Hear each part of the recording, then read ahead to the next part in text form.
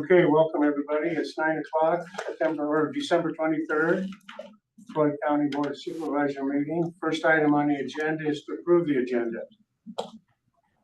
I so move. I'll second. Any discussion? All those in favor? Aye. Aye. Second item on the agenda is public comment.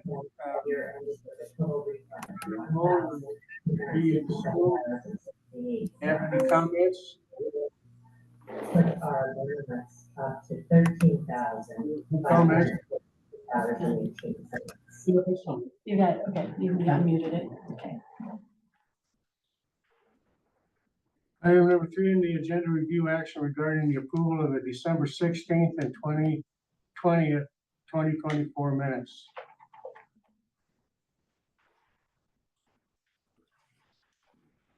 I read those minutes. I didn't see anything I didn't either. that jumped out, so, Yeah, I'll make the motion that we approve the minutes. okay, I'll second. Motion by Supervisor Campbell, second by Kiefer to approve the December 16th and 20th, 2024 minutes. All in favor, say aye. Aye.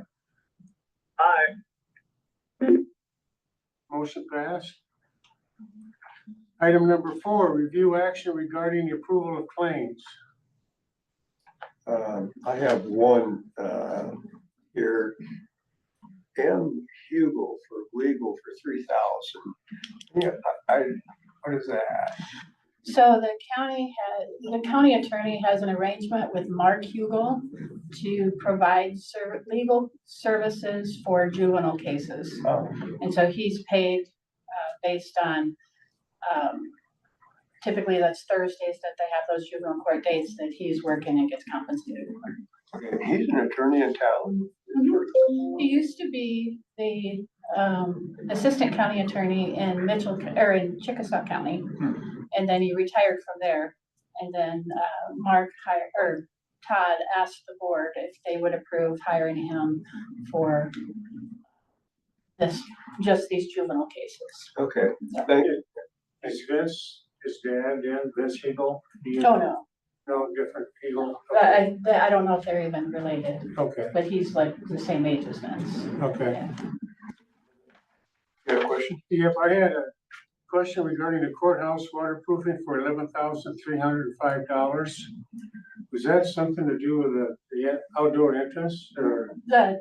The Main Street entrance, that's the steps that they resealed those steps. That was a contract we had for, Okay. with Jansen Waterproofing, that's what you're talking about. Yep. That's, they're, and then I mentioned that one of the meetings how they had that one pillar, marble came off of the one pillar that's being, Prepared, yeah, but they're not gonna get that until spring, sure, so. okay. I didn't understand that. Well, that's So, motion, yeah, I'll make the motion. We approve the. I'll second. Motion by Supervisor Campbell to approve the claims. Second by Kiefer. Any discussion? All right. All in favor? Aye. Aye. Updates on various boards, commissions, and activities since the last meeting. I'll go first here, I guess. I attended my first North Iowa Regional HA board meeting in Cerro Gordo County on the 17th. And of course, that's Christmas, or our open house here for the 70th. And then on Friday, the Cerro Gordo meeting with the county supervisors over there on the feasibility of sharing an engineer. So it's kind of what happened. Okay. I had a No, and I probably won't list because that's just a meeting of the Board of Supervisors, so we typically don't list those in there since it's a board meeting. But it's all those other boards and commission activities. Just the other boards and commissions. Oh, okay. I attended the Chamber of Commerce meeting on Tuesday. Wednesday, the North Area Airport Commission airport meeting. I attended that. And creative planning phone call with Gloria with Jeff, what was his last name again? Jeff, Waldeck, Waldeck, yeah. regarding the creative planning taking over the nationwide program of the fiduciary for county employees' retirements. And that's what I did, or had for meetings last week, so.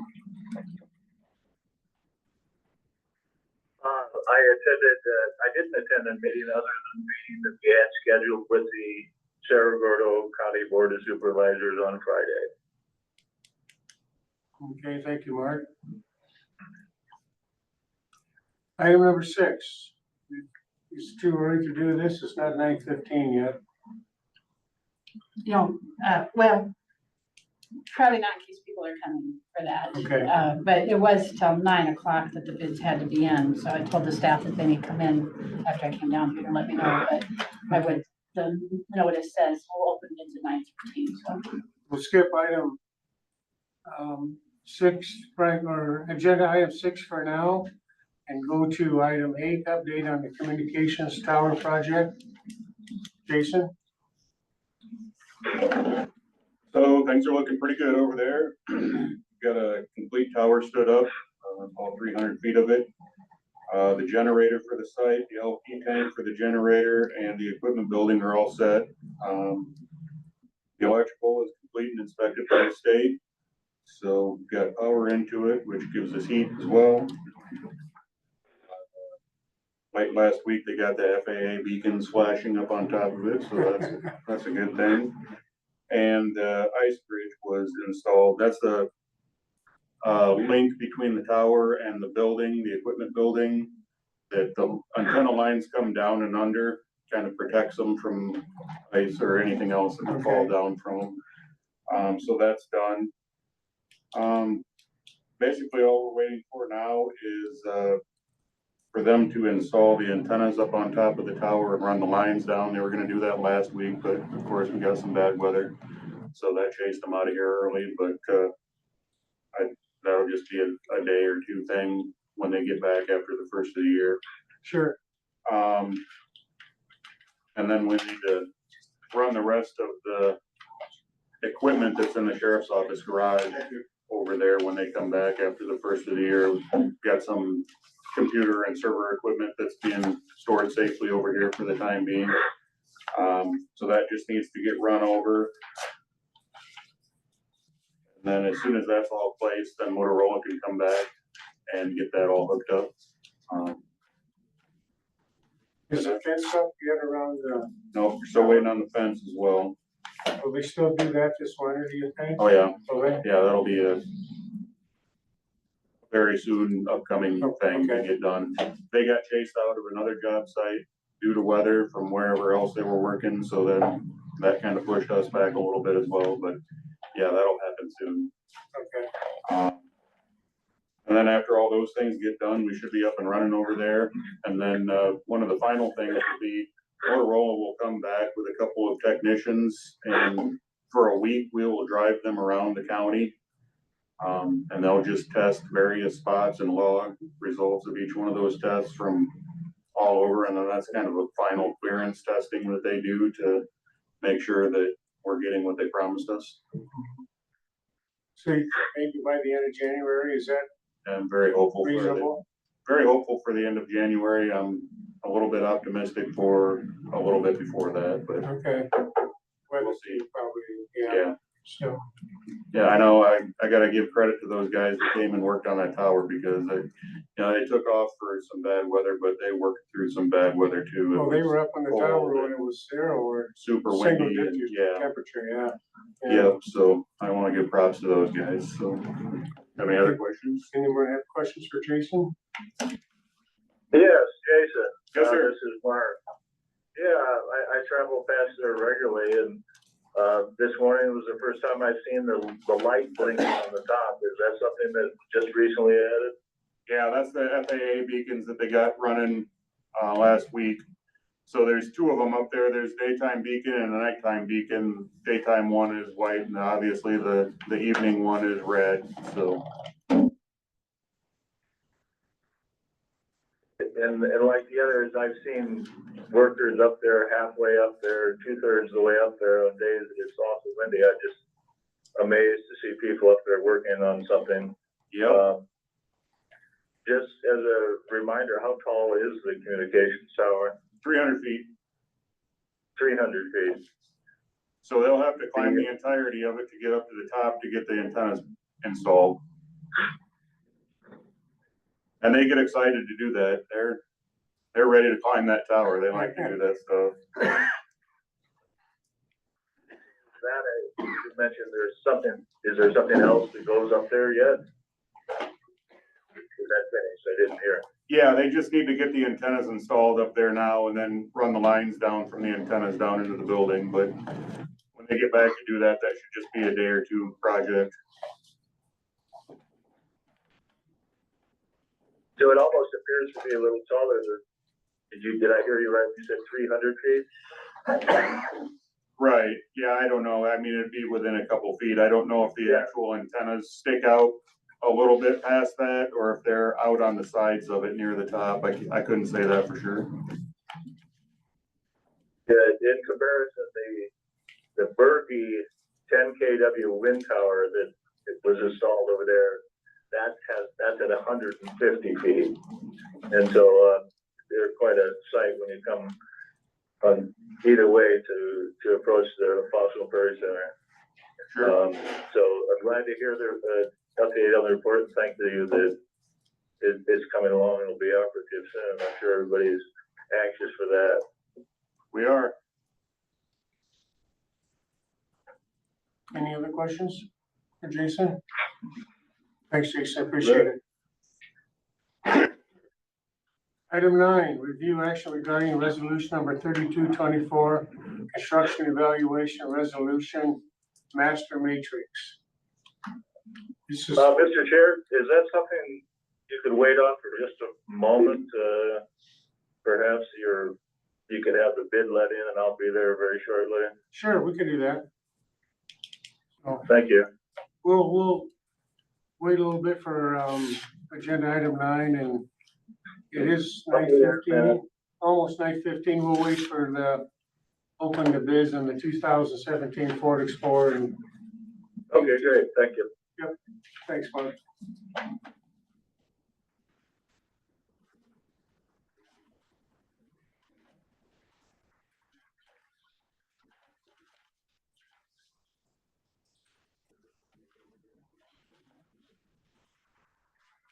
Carol? Start? Are you okay? Are we good to start? All right, we'll go back to item number 6, the open bids for the 2017 Ford Explorer, Police Interceptor, and 2018 Ford Explorer Police Interceptor. All right, what do we have, Gloria? Okay. There's a company called Emergency Remarketing out of Willoughby, Ohio. They bid on both of them. 2017, we have 1,578.18. And then 2018, we have 1,678.18. Guys, look at those. We have Ringwood Motors out of Ringwood, Illinois. Bid on both of them. $2,780 for the 2017. And the 2018, they've got $2,280.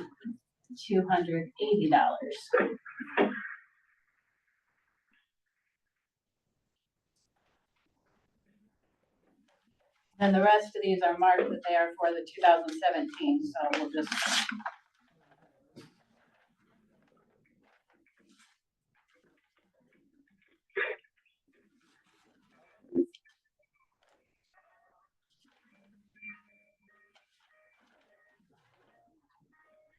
Okay, the 2017 bid from Dakota Christensen.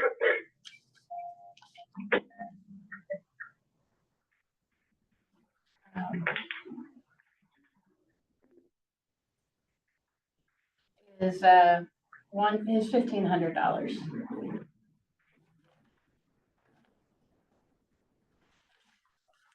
Got a bid for the 2017 for Luke Bonstetter. Bonstetter, I believe. For the 2017, $3,025.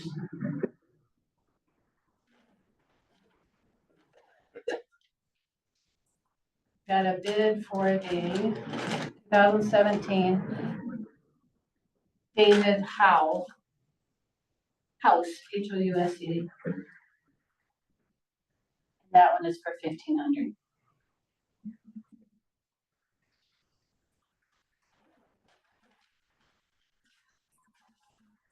That should be it for the 2017. There's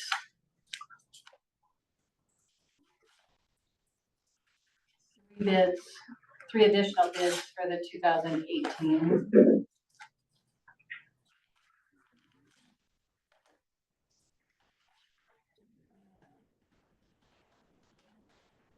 Got David House, $1,500.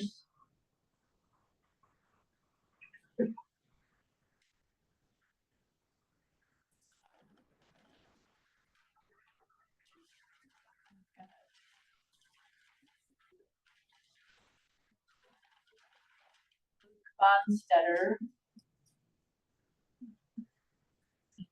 What's the other one? $3,025. 3,000? 3,025. Okay.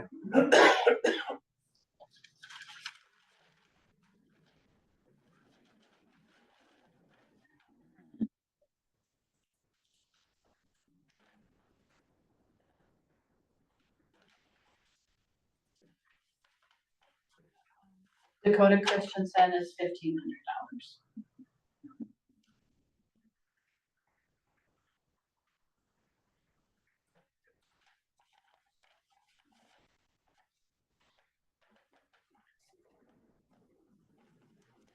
My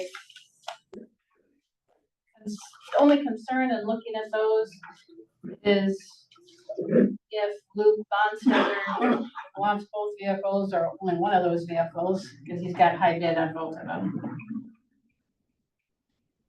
And so my suggestion for consideration might be that you award the bids to Luke. But if he says he only wants one, then it goes to the next highest bidder, which would be that Ringgold. Illinois. Okay. Well, we bid on both of them, so I suppose it's probably a good question whether he wants them both or not, so. I mean, his phone number might be on there. If you want to give him a call, we can give him a call. And what do you say, what, he did bid on both of them? Yeah, same voters, all five are the same voters on each vehicle. Let's call it 641 220 7811.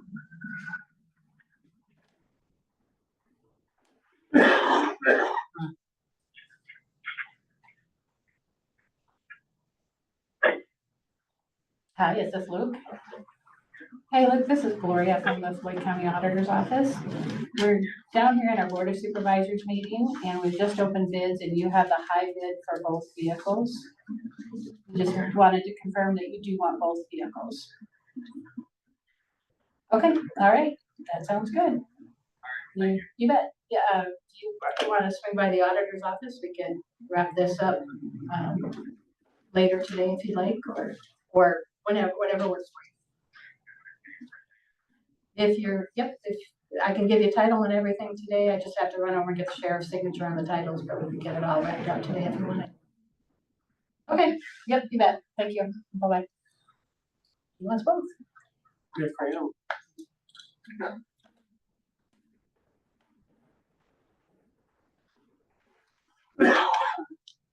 Okay, that concludes item number 6, open bids. We'll go to, We need to take action. oh, I'm sorry. Yeah, we need to, A motion on if you accept those, I'll move that we make a motion to accept his, I'll second that motion of the bid opening with a successful bid of Luca Bonstatter for both the 2017 and 18 Ford Explorers. All in favor? Aye. Aye. Aye. Motion passed.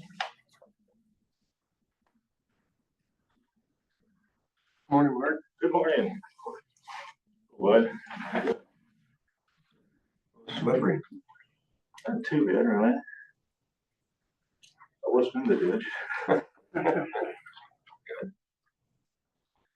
We're down to item 9. Okay.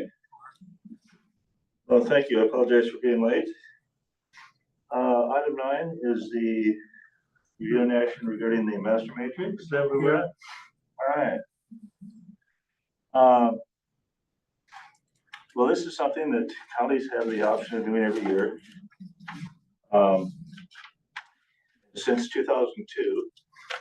And the master matrix is a scoring system that awards points for livestock producers who adopt additional practices greater than the minimal required by state law. Points are awarded for increasing the minimum separated distances between concentrated animal feeding operations, CAFOs, and churches, residences, public use areas, and bodies of water. More restrictive manure management practices score additional points. Although they're not very often used. The master matrix has a total of 44 questions that could result in a maximum score of about 880 points. And there are 3 different categories, but only 440 points are required to get a passing grade.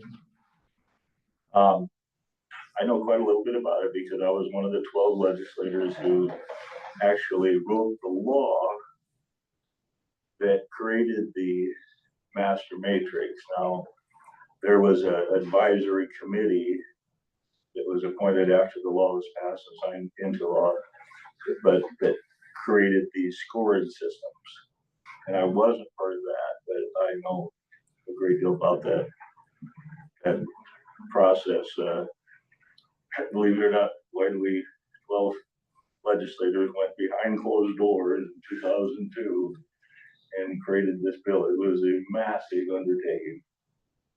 And it was one of those things where only always have legislative help, liaisons, everybody to take the notes and write this stuff down, but the lobby wasn't involved. Imagine that on such a controversial issue as this. So when we would put this on the agenda, I thought about you, of course, and our efforts to work a ordinance through with wind turbines. And so it can be done if people are willing to compromise and work toward a common goal. It's not easy, but I did mention that that was a statewide effort that was unbelievable. It had a large impact on our state. The deciding of CAFOs and livestock industry is important to our state. So since that time, so it's been in effect since 2002. I think Floyd County is, not every county is required to do it. We have to pass it. We're passing it for next year. And we're giving it every year. We do it every year. That was Some counties aren't. Some are. There's always Oh, it depends on how many, but there's 7 or 10 counties that just don't feel that they need to do that. And what does it gain then? Well, it gains you the ability to comment on an application. First of all, there's these applications come into the county auditor's office, and there's some issues with it. I supported it, but there are some issues with it as it's been worked out through the years. One, the counties are only given 30 days to post public notice in the county newspapers that we're gonna hold a hearing. If we choose to hold a hearing, we're gonna hold a hearing. We take in a hearing, and then we can make a recommendation to approve or not approve the master matrix application to the DNR. And if the counties approve the application to the DNR doesn't even look at it. It just gets stamped and it's passed through. There's been a lot of talk about it, but it's never been ever, and since 2002, it's been reviewed, but it's never been changed. The livestock industry, as you well know, is different. There's not a lot of people building livestock confinements like there were during that time, and it really didn't slow down the growth of the livestock industry at all. In fact, in 2017, this board, the Board of Supervisors, actually, we were one of 13 counties who signed a resolution to have the legislature and the governor give it another look. I called for a review of the DNR's results after 15 years. And what we found was only 2% of the applicants were ever denied a permit. So it really didn't stop a lot of permits from happening.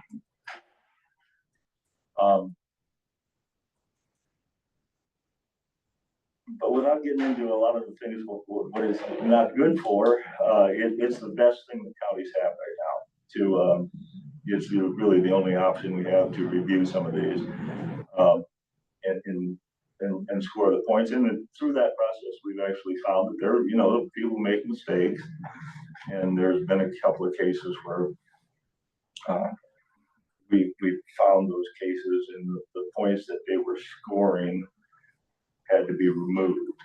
Now, one of the unique things about it, it's a pass-fail setup. So once you receive 440 points, you can stop answering questions. And in my opinion, this is just me, it's a pass-fail system that's failed Iowans, because of those questions that were set up by that advisory committee, those 44 questions, there are numerous questions that have never been answered since 2002. They just don't need to have those points.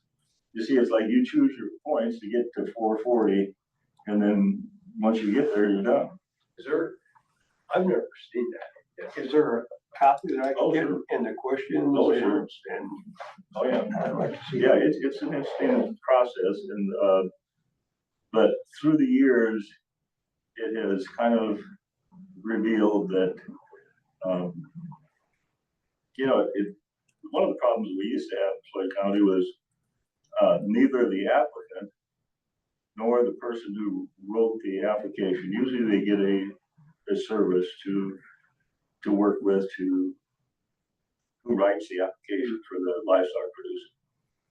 And neither of them have to come to the hearing.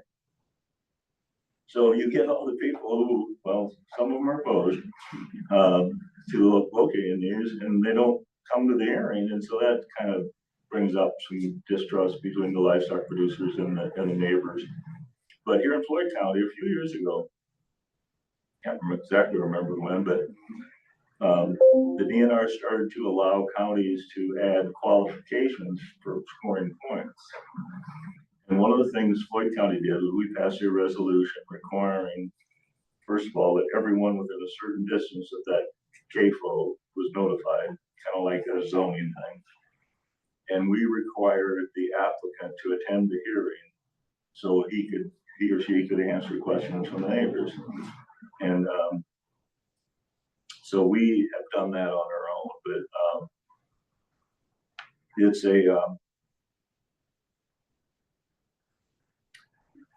it's the process we have. I don't expect it to be changed anytime soon. Things have switched. The attention of the groups that are focused on this has switched to carbon dioxide pipelines and wind turbines. And so that's just kind of a big overreaching question about it, but I knew you're a producer and I wanted you to understand a little bit more about it. But when it came out, I supported it. I was in that working group and I supported it, but then that's just the way things work out. So, no matter what happens, things are always up for another look somewhere down the line, and nobody writes anything that's perfect, but that's kind of a big, long discussion about where we're at with it and what's happened. Do we know if there have been any recent applications for permits? We haven't had any for some time. That's fine. It does. Mine's not.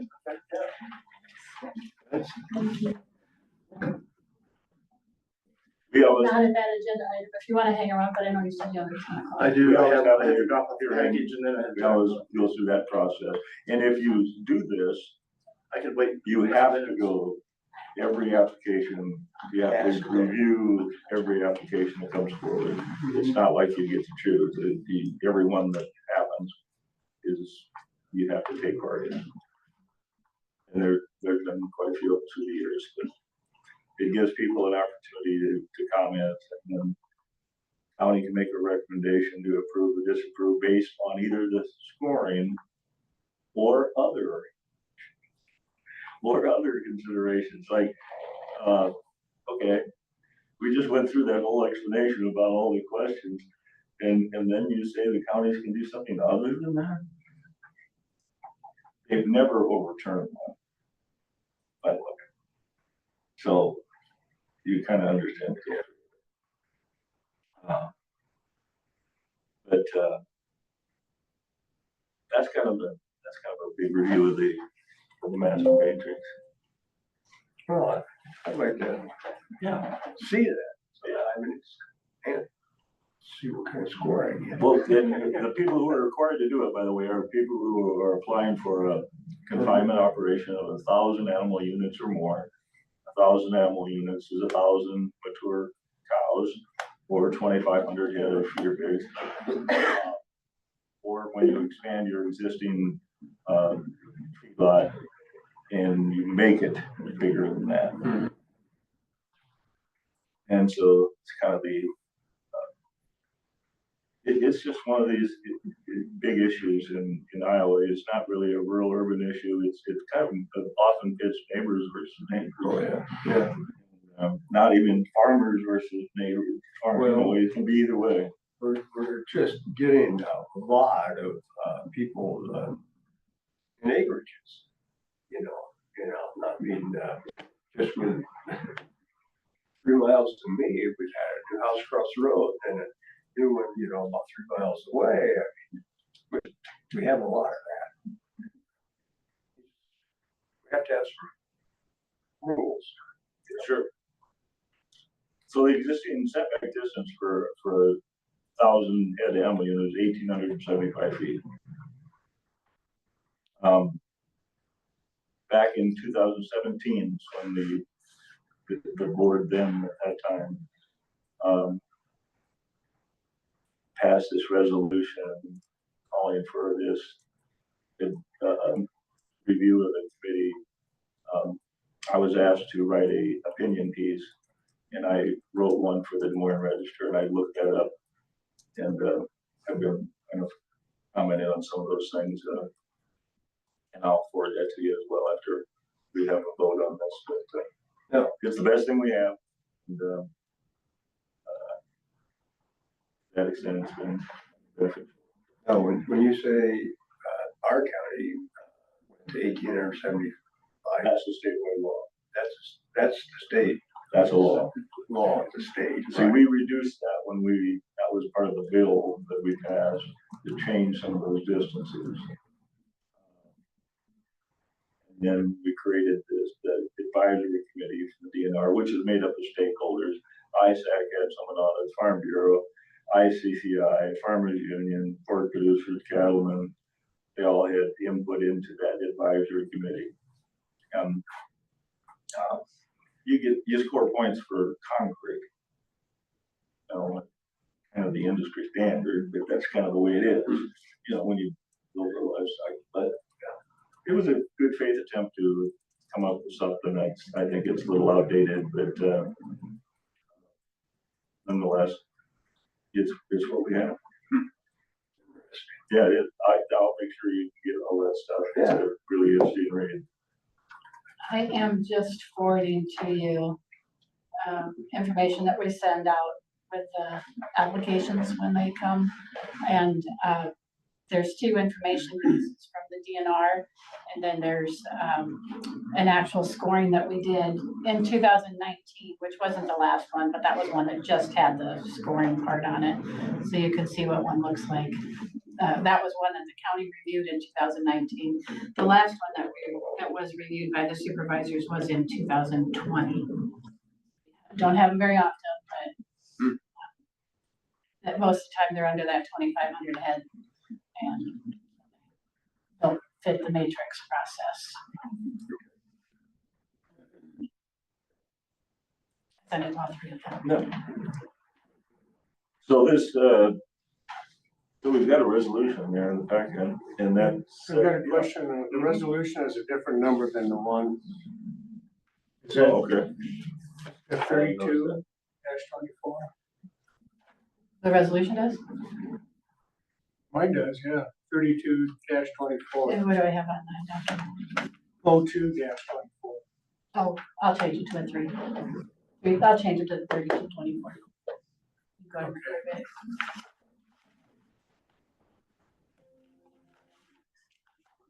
We need a motion on this, right, Chair? Yes, we do. I make a motion to approve the resolution 32-24. I'll second.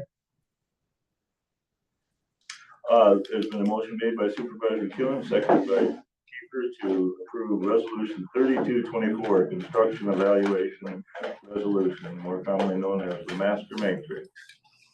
Auditor Carr, do you call the roll? Kewen. Aye. Kiefer. Aye. Campbell. Aye. The resolution is passed. You second it. Yes. Yeah. I seconded it. All right, item 10, review action regarding drainage district number 3, main open ditch assessment. And I noticed in the packet, the communication from Tyler Bolton, Maine, recommendation on the assessment.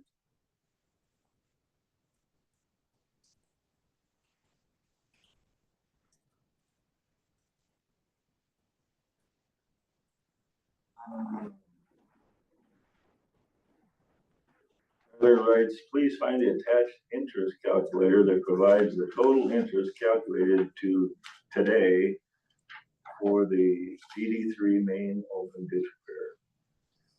I have included the damages and a cushion of $25,000 for the additional work, spring weed spraying, and a small additional amount to keep the account open. Admittedly, I did not have a good reference for what weed spraying costs. Calculated assessment when rounded up to an even figure is $495,000. Of course, there was an assessment made previous to this time. The landowners already paying on it.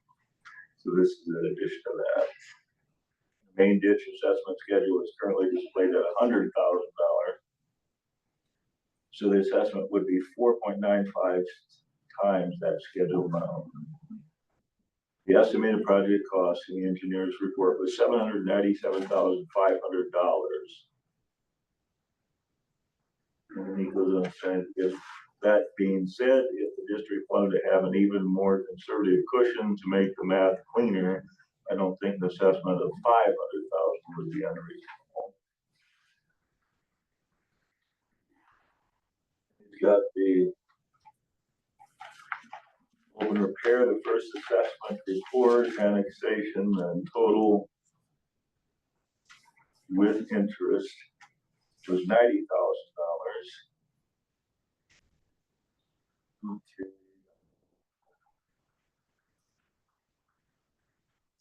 That's the first assessment.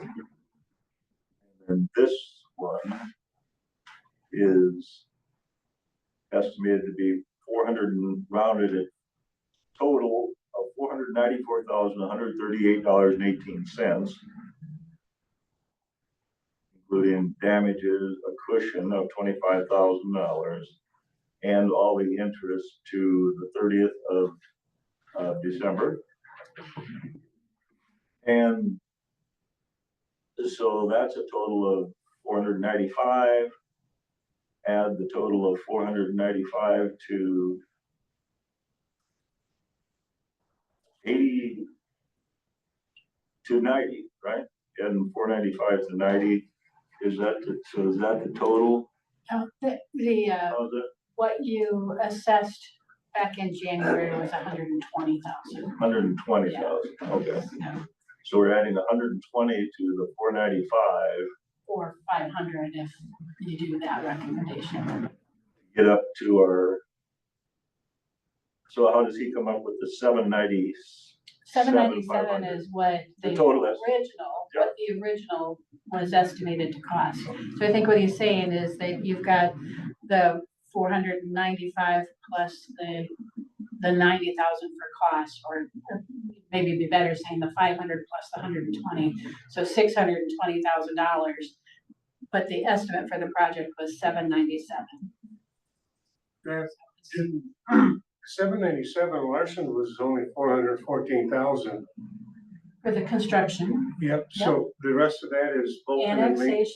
annexation, reclassification, the rest of it is this part. Okay, how much have we paid Bolton and Mink total so far?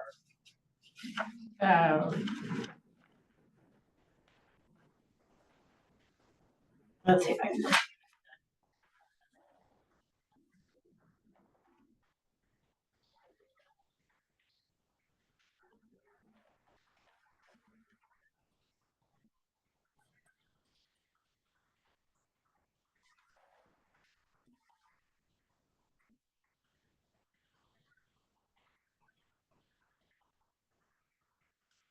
So from what you have on here, paid Bolton.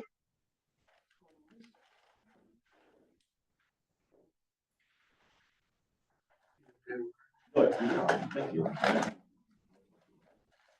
Okay, so, thank you.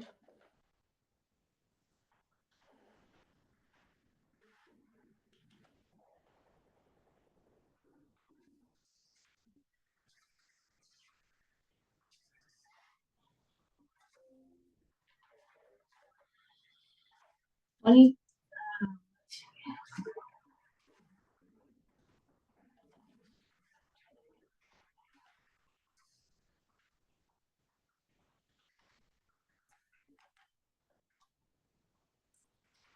Bolton Bank is 108,679.62. 108, 679, 66, correct? 679.62.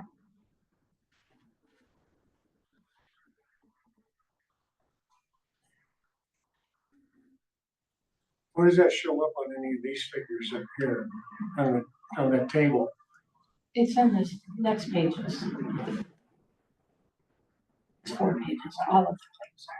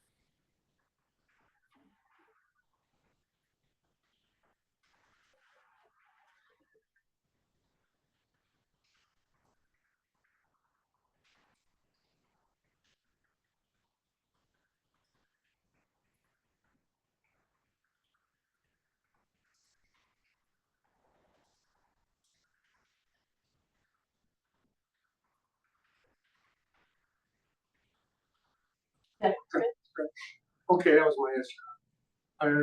$108,679, okay. Construction project. Construction. On What else, what other oversight parts? for what you're doing on assessment for today. You already did in January, you already did assessment for reclassification, annexation, Yep. which the majority of that would have been then, you would have had publication, you'd have publication notice, just like you do in this for hearings and things like that. For them to do the design for reclassification and annexation, and the drone study was paid in that first And job. then what study? Drone, the supervisors hired Bolton and Bank to use a drone to look at the facility Oh. and see where issues were.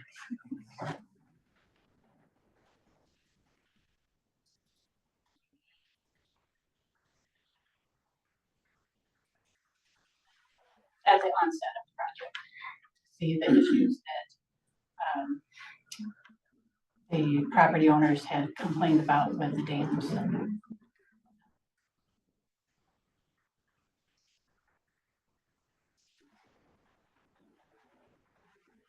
we need a motion, co-chair.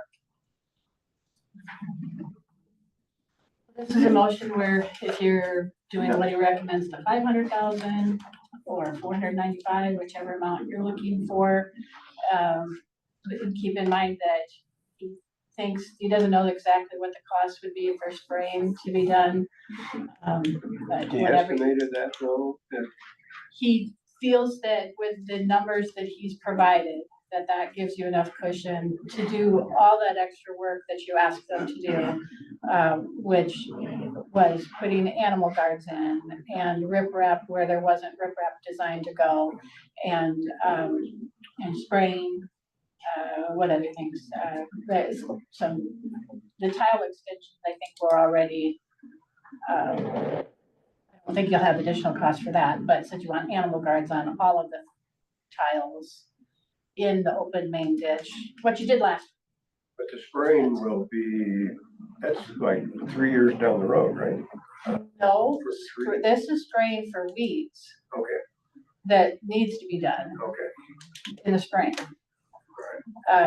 The tree maintenance is what you're talking about, that they said you wait for the saplings.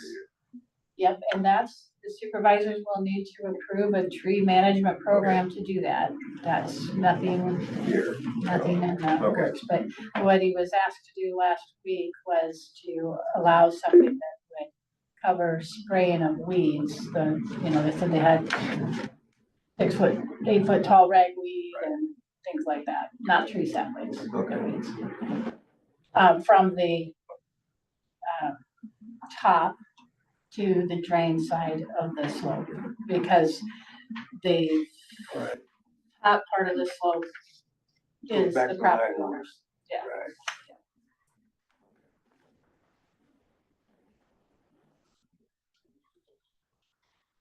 So included in a motion like that is other than the amount, is the spread and all that. Yes. You give an example of that, correct? Yes, so because this is a large one, you had, what you did for the January assessment was anything, $500 is by code. Anyone that has an assessment of $500 or higher could do a waiver of payments over a spread of years, which typically you do 10 years, but because this was a larger project, you allowed 20 years for that prior spread. And so I would suggest you do 20 years if they want to spread it that long. At 5% interest is the rate that you put on there. Because your interest has to cover all those stamp warrants that we can't redeem if the property owners don't pay them. And then the county is the holder of those stamp warrants. And so the interest on those stamp warrants goes to the general fund. So they can, once they're redeemed, the county's loaning the money to the district because the district doesn't have the $500,000 in there. So it's a loan. It's not the intent that the county wants to be, if 5%, I don't know what that rate would be for a farmer to go to the bank and get a loan from the bank to pay their full assessment rather than to have the county hold this, do the waiver for them. The county will be that, lender, I guess, for up to 20 years if they choose to do the waiver, but they may say, I'm gonna go to my bank and do it. Our thoughts were we would get these assessments out this week, so that if someone wanted to pay it this fiscal year, they have the receipt to do so.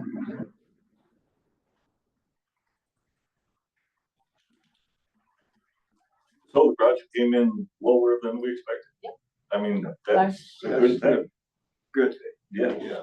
If you remember when those bids came in, I don't remember what the high bid is, but I believe there was over a $200,000 difference from maybe 300,000. 700, over 700,000, I think was Zimmerman, maybe. It could have been, it was 300,000. Well, we have someone that wants to come in, I think. Room's open. If you'd like to, go ahead. I got called on those two vehicles. Oh my gosh, you're quick. Can, I can come back later too, it's fine. could you come back maybe like 11? Does that work? Okay, I'll be up on second floor on your office. Okay. Okay, thank you, Luke. Congratulations. Yeah. Our car buyer. You get here that quick.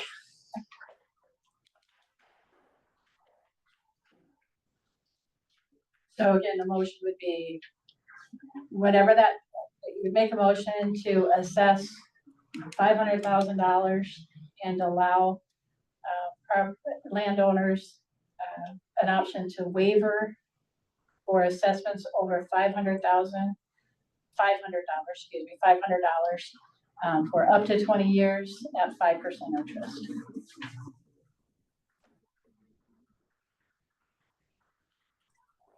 I'll go ahead and make that motion.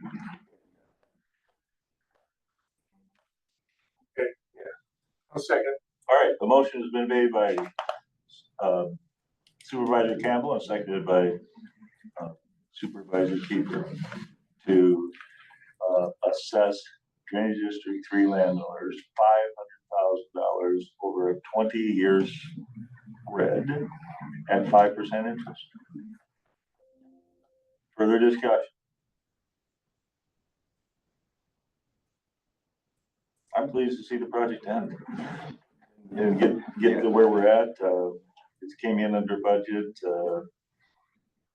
A few things to finish up with, but I think we're well on the way to getting that done. It's been the biggest drainage district project I certainly have ever been involved in. I don't know about the county, but it's a very large one.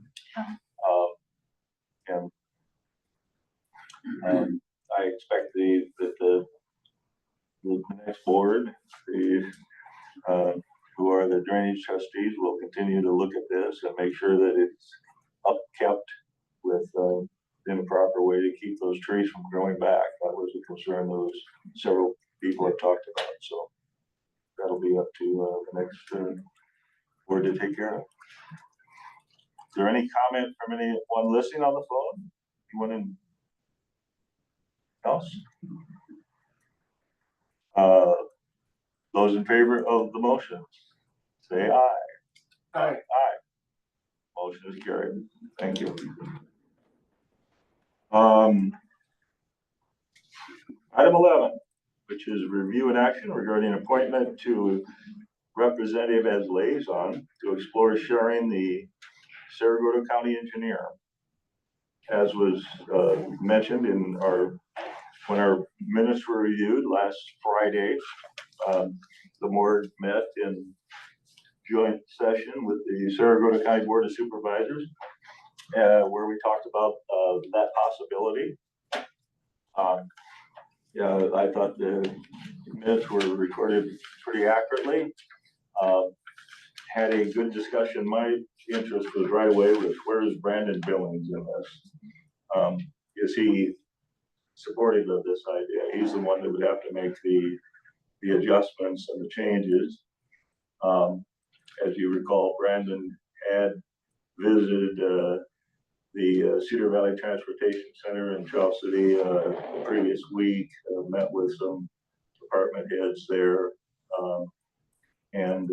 He is very interested in, assuming that dual role. So that's kind of where I started with this, because it won't work unless you have someone who wants to try to make it work. I thought our discussion with the Cerro Gordo County supervisors went pretty well. It would be a new venture for them. They've never had a shared engineer, whereas Floyd County has for decades. In fact, the only engineer we've ever had that isn't been shared is Jacob, for dating back to the 1980s or before, when Lyle Lars was here. So it's worked pretty well for Floyd County with Chickasaw. So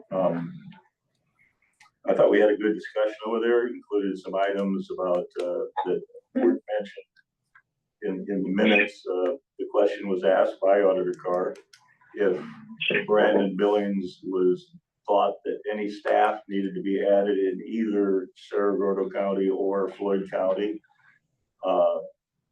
And he said no, he didn't plan on that happening. One of the other things he mentioned was, and what this idea was based upon, was a 6 months trial period, where this is actually the agenda item is appointing a representative to a committee to work out all the details. We talked about and we showed salaries of shared county engineers. There are 10 counties that share an engineer in Floyd County or in the state, and they're wide range of things. So that was an item we talked about. And the item here today, there was a consensus that we had to further go ahead with this possibility. I think it's something we ought to look at. It was just December 4th that we were given notice that Jacob Page was leaving us. And, it's not even December 23rd, and we're at a point where we're looking at a possible arrangement for a replacement. This doesn't mean that we're hiring Brandon Billings. It means that we're appointing someone to come up with a proposal that would come back to both boards of supervisors at a future date to consider his hire. I really think we should look at it. It took a long time to get Jacob Page on board. There's not a lot of county engineers out there who are available to take up this spot. So to me, it makes a lot of sense to explore this possibility. There's also cost savings involved. The basic, as you noticed in those numbers, the numbers that were discussed were 140,000 is what Brandon is currently getting as a Cerro Gordo engineer, and Jacob's Page's salary is about 111. There are some other things to consider, but doesn't mean the board's going to do it. But I think January 10th is going to come up here pretty quick, and you'll see what not having an engineer on board means, because it's different. There's different possibilities. So I see there's some real advantages in it that you've got some time to think about it. So Cerro Gordo, I know, won't be appointing a liaison today. They told us that at 10:15 they're having a hearing on wind turbines, and I guess they're writing an ordinance regarding wind turbines and carbon pipelines. And so they expect to take this up at their next meeting, which is, I think it'd be a week from the day. They will be on Mondays, but they agreed to do this and look at it. I think that type of a sharing arrangement would have to have some kind of a notification clause before the end of the 6 months. How's it going? you know, does it go in like you like it, or you want to make changes? And then a final type of agreement could be worked out at, before the end of that 6 months. I think these things aren't impossible to work out. I mean, they're working off of a template that we sent them that we've had been developed over years. And we also both work with an HR person out of Allers and Cooney, who could be called in assistance in some type of this discussion. I'm speaking of, help me out, Mike Galloway. So, And he's who? he's a HR specialist that we hire, and actually he hires, he has been hired by Floyd County several times. One of the differences is Floyd County Secretary Road Department are unionized, and Saragordo's is not. Doesn't seem like a drawback to me. Those decisions were made a while ago as a result of the legislature. But that's how I look at it, and so that's what kind of what we've got to this point. So, Well, can I, yeah, I've got some questions, obviously, on the thing. But one, I mean, and you wanted Gloria to be the liaison, I guess, for us. actually, I did state that I would recommend that Gloria is the person. She's the most well versed in this area. She's been involved in our human HR work for a long time. You're pretty busy. Yeah. Well, pretty soon. I just think would be the proper fit, but by the time that group would meet, she would be a supervisor. So for various reasons, I think she'd be a good fit. But this doesn't, we go ahead with this. I think I saw in my emails, some county engineer, Sioux County, that would like to put his name in that thing, you know. For full-time. Yeah, for full-time position. I don't see any reason why not to pursue looking at this, but I just have some reservations about it, which is good. I need to learn more about it, but I also want to make sure that we're still looking at a full-time engineer along the same lines as, going this way. I think there's some benefits to that, perhaps. I'm not sure, I'd like to see how black and white, how it's laid out, how we're gonna save money and everything. I mean, I have no reason not to meet with them, but I do have questions. I have a question. When did our relationship with Chickasaw County end when we were sharing with them? It ended when Dustin Rolando left, because Chickasaw County had a assistant county engineer that was fully qualified who assumed the role at that time, and we did not. That engineer didn't want to share, and he actually lives even farther away. Dusty, it was kind of a sweet thing. He lived in the middle of the two counties, actually in Chickasaw County. Their engineer that they hired lives in Allen Key.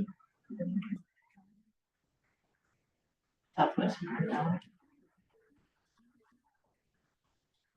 I know that we did receive a contact from that individual there,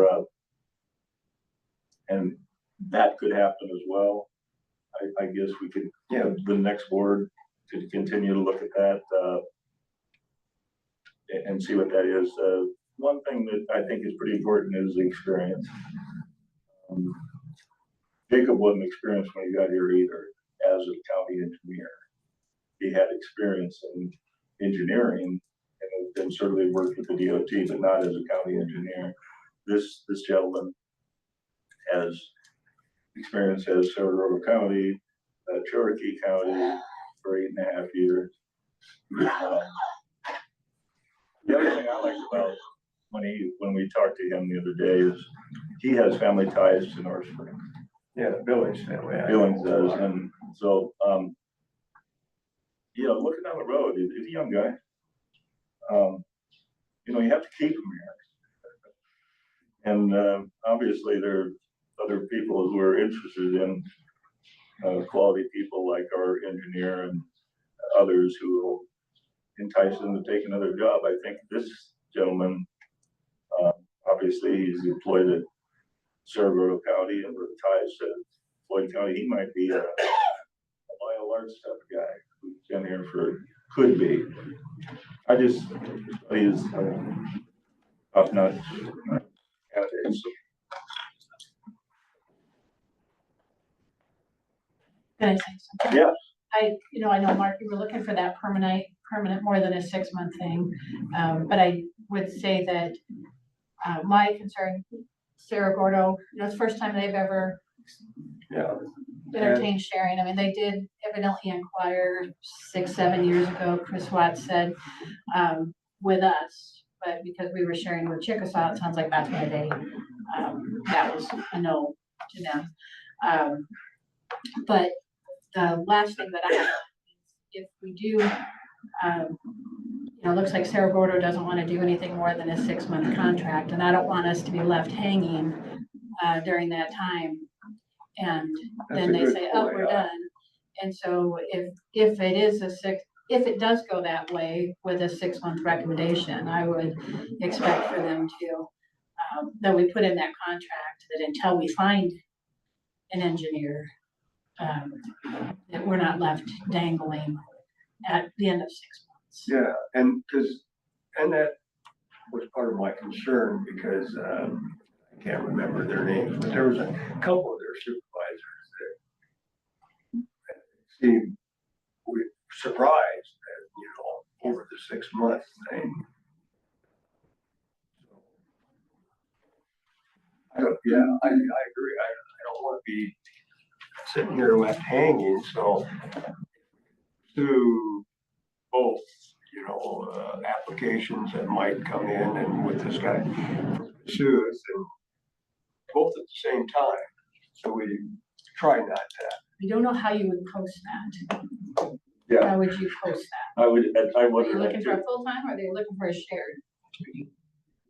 I don't know how you would do that. I think the goal is to hire someone. Yeah, And, you would want to do that with the discussion that we've had about if it doesn't work out, then that person could likely stay on until someone was hired. There's gonna be a cost. If we don't do anything, and you're not gonna hire this gentleman, Cassuth, by January 10th, right. there's gonna be a cost to the county to provide certain signature services. I mean, we had to do that when Jacob was, before they hired Jacob, the previous board. I mean, you have to have a certified engineer to sign documents, and I don't know what else they do other than that, but that comes at expense, and there's people that have made an offer to be interested in that. But that's at a cost to the county too, so. Couldn't we tell any applicants, like the one from Cassuth County, that we are looking at sharing as well as hiring someone full-time? We don't know what we're gonna do yet. Would that be too premature to just be upfront with them? Well, I don't think there's any issue with doing that now because we haven't even offered a full-time position out there. So I mean, any of you could respond and say, hey, we're looking into which way we want to go. I think he probably knows that. But I don't know. I think if you're going to advertise, I mean, you have a 10-day requirement for posting. So even if it's a shared one, you still technically should be doing the 10-day posting requirement for a shared engineer because it's still an employee, I think they're looking at. Yeah, I don't know how you would do that. I mean, without a shared and, full-time, I mean, if the guy was just interested in sharing, who are we sharing with? Right. So, yeah, that's kind of the conundrum I don't know Well, how the you sharing would be limited to nearby counties, I would think. Well, but you were gonna talk to Butler County. Well, then Did they you were do gonna that? put it, it was gonna be on one of their agenda items Okay. last week. And Saragordo would be the only other county that we could share with. Yeah, right. The guy from Cassuth, obviously probably was thinking full time, you know, and I don't know if there'd be other applications if we put it. Just trying to figure out how you would dual, you know, both, because obviously we should do it. I mean, with Saragordo. Look at it, you know. I don't see anything wrong with that. But again, you know, and anybody you hire is gonna have to do a notice, so you're gonna, if you went with a full-time, you're still gonna have to hire somebody like David Sweet, is it David Sweet? Scott. Excuse me, Scott Sweet, to sign off those papers. Yeah. They've got several letting jobs coming up. And there's still some, I mean, you're gonna have some costs, like Mark said, they're gonna have to give, you know, some notice, say, whether it's Cassuth County or wherever, you can't just walk off the job, it's gonna have some wait time there as well. Yeah. I think it kind of solves itself if you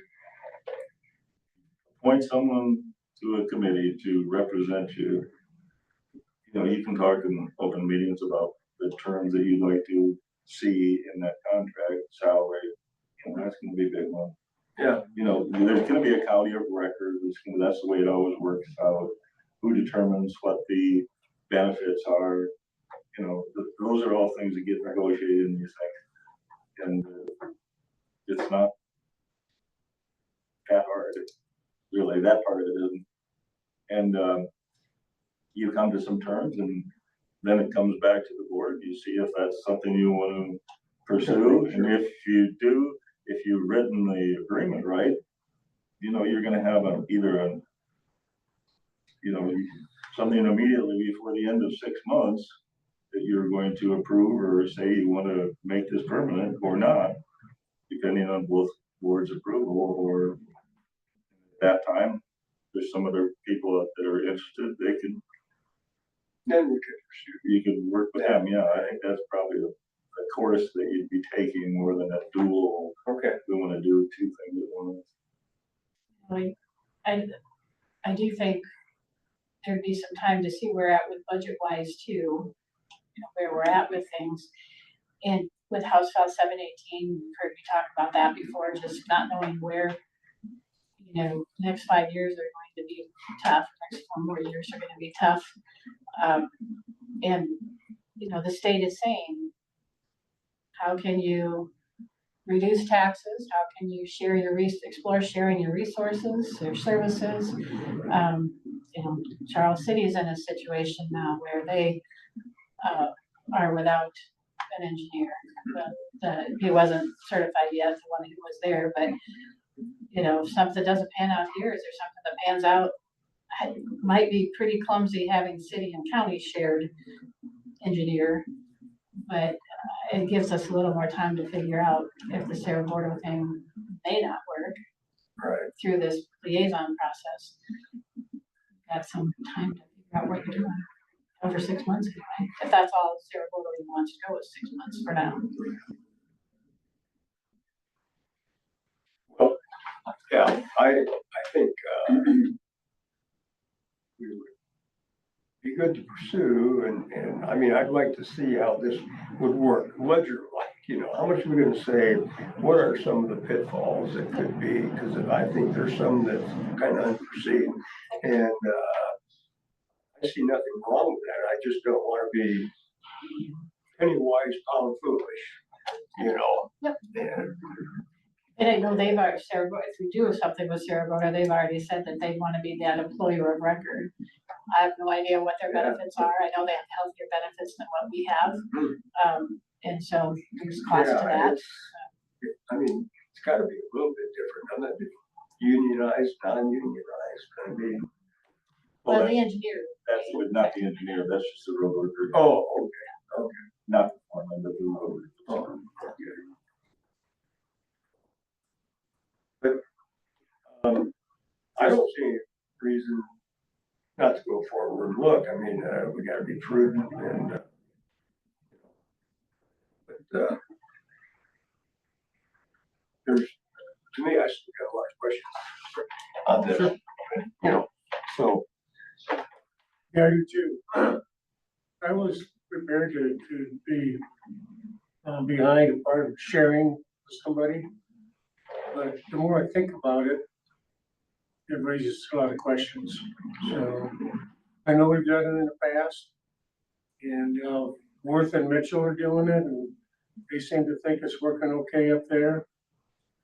But you asked, I asked him, you know, and his recommendation at the last meeting was he thought we should have Jacob thought we should have a full-time. well, you also asked, And I liked his honesty there. I mean, you know, honestly. you also asked Brandon Billings if he was underworked Yeah, and he said no. yeah. That's a question. I mean, that's a lot more responsibility. Yeah. I hate to see someone get shorted and then this thing turn out to be, gee whiz, I don't know. So I'm just trying to ward off some of the pitfalls that could happen, but that's with everything, okay? And like Mark said, you know, we have to do something. We can't just sit here without an engineer either, you know? And so with that being said, So what do we do with this applicant from Cassuth County? Do we ignore him? Invite him over for an interview? No, you haven't advertised for. We a haven't position. advertised for Do you that. have to advertise it before you can do that, right? Yeah, I mean, anybody can, we get applications often. Are we gonna advertise it? What are you advertising? Are you advertising for full-time or are you advertising for a shared? Well, for him, it would be full-time, but if the shared is already out there, everybody knows about that. That took place at the district meeting in town here a few weeks ago. We didn't have, people didn't know about it when they come to that, but they found out about it there. But, so how did the full-time guy find out about it? I'm sure it's gone through engineers. Yeah, Jacobs put his notice out that he's leaving. We have not posted a position and your policy requires that you post a position. so if we go ahead, is it legal, I guess? I mean, guy apply or, you know, like to apply, can we just say, you know, we're looking at a shared thing first, hold off? Can you communicate with this guy or not? Yeah, that's what I said It's before. okay if we Anybody can just- email and say, we haven't posted the position Okay, and we're exploring our options. okay, yeah. But then if you, But I didn't know if it was, if more people, you know, learned about this, more applications, but you're saying that's completely fine, that we're not doing anything by saying, you know, first of all, we're gonna have a liaison relationship with Sarah Gordo and look at shared because we've had shared before, but, we're gonna have no idea how this is gonna go, right? I mean, we can do that. I would Okay. presume Okay. we will have a meeting, the liaisons would have a meeting next week. Put some things together, do some research, and potentially even at your January 2nd meeting, there might be something for consideration. Okay. I just didn't know. That What is, you- but then the consideration might be, this doesn't look like it's gonna work. It might be, here's what we think might work for, be a Okay. good idea for a 6-month contract. Yeah. So we could then just email this guy back and say, hold off a bit, but this is what we're looking at first, right? I mean, Well, yeah, I mean, I didn't know. he just had expressed an interest. I read his email. I don't know a thing about him. You know, he's an assistant engineer. He's qualified, I understand, but I don't know him from, you know, he just don't know who he is, but Okay, I just want to know if communications between us is kosher, okay? So, But I think it would just be pretty minimal and say, we are Yeah, exploring our options. okay. We don't know which way we're going yet, right, I don't but want we'll to do, keep your application on file, yeah, your I don't resume want to do on anything file. illegal, Yeah. but I think we should send him back an email and say, you know, we are looking at this first and, How about are you okay if I send them an email and copy you all on it saying, thanks for your application? We're not sure of the direction. Keep your application on file and I think that would be prudent and doing good, you know, some good faith. Yeah, we appreciate what he's done. And I don't want to have him just standing out there without some answer, maybe perhaps from us. But I also want to make sure that it was legal for the supervisor to go back to him and say that. Okay, so yeah, I would be all right with that if the rest of the board. Yeah, I think we should do that. It sounds appropriate. that if we do go that direction, Yeah. we'll get a hold of them. Just to give them some communication back. I hate to just throw it off and wait. Oh, yeah, I've Okay. printed it out. It's in my file already for engineer. So Okay. it's not, it wouldn't be, I always respond to applicants. Or I do when I have posting anyway. I don't think we'll find any situation quite like this, where you're essentially gonna have a 6 month trial period. And if it works out, even if you get to the point where the boards agree to a contract, 'cause that's what it's gonna be. Oh, yeah. A contract for that 6 month period. Right. That's a contract you'll be signing. Then you still have the ability to consider if that's something you want to do at the end of that, and that's where you're at. I don't see how you get it much better. Well, you don't know if you're gonna like the guy in Cassuth County either. We don't even know him. So why would you not take yourself of this opportunity at this time? I'm not arguing that at all. I think, I just want to be clear on step one and Sure. step two. And if this doesn't work out, where are we? You know what I mean? So, yeah, I think that's reasonable. So, does that need a motion then? I think today is. Yeah, today is the action item is to make a motion, to appoint a liaison as a representative to explore the sharing with Cerro engineer to draft a contract for this 6 month period. That's what we're talking about with the possibility that that could become a full-time position. That's what this came. I don't even know if I go as deep as drafting a 6 month contract. I think it's just exploring with Saragordo County or what our options are. For That 6 might be, months, 6 months come up from one of the supervisors that didn't seem to be on board with everybody else at that meeting. He thought it was just gonna be temporary for 6 months. Then it turned out to be a trial period for 6 months. I think it was, you can't have meetings, so I think it was, he's hearing things outside of a meeting and wasn't sure. Well, And Well, it just is for a new the thing for record, them. I met on, let's see, the 16th.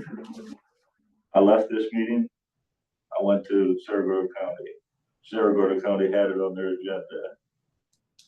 I was there. I didn't get there for their agenda. I met privately with Brandon Milling, Tom Meyer, and Chris Watts. It was very clear at that meeting, we were talking about more than a 6 month trial. We were talking about that would be a trial period with a full-time engineer being the goal. That was that discussion. There was no doubt about that. But apparently that didn't quite get conveyed to some of the engineers because the other supervisors, but Yeah, so the other supervisors we're a little questionable.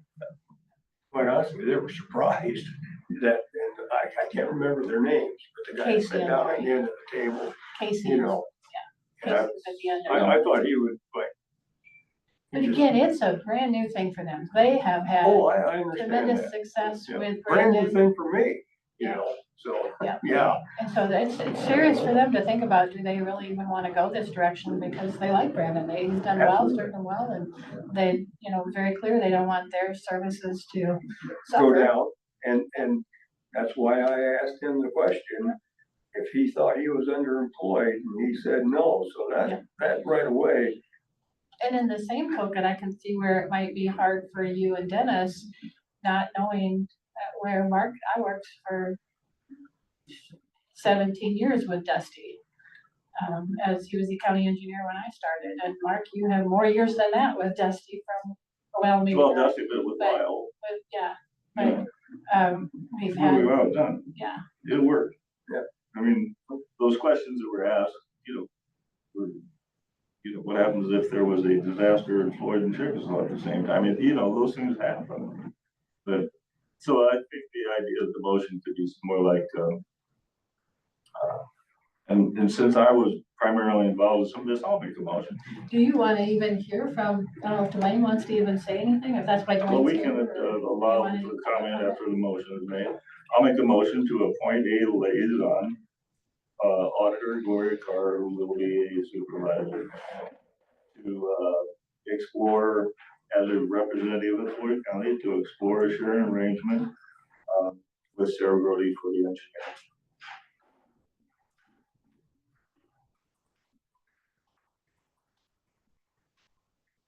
I'll say, All right, it's been moved by Supervisor Kuhn, seconded by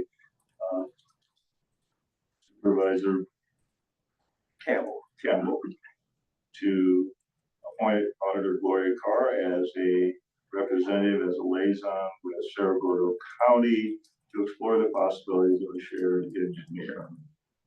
Is there further discussion? would you like to make this comment? It's important to get an engineer on board. Our funding sources are really tied to that engineer position. If a choice isn't made, there's a chance that our state project, federal project that's coming this year can be put on hold. And we can't afford to do that. I also have concerns about part-time, because who's gonna do the work the other 50% of the time that person's not here? Excuse me. I don't think we've met. Dwayne Foles, I'm an assistant to the engineer for Floyd County. Okay. I worked under Dusty, he retired, started 17 years ago.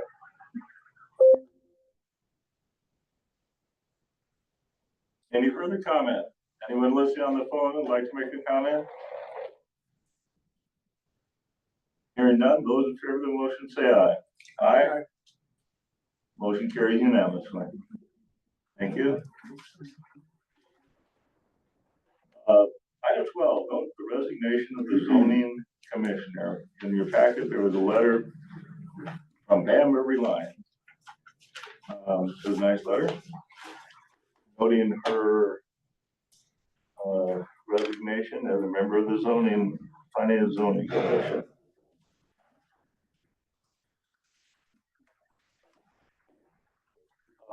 That was effective.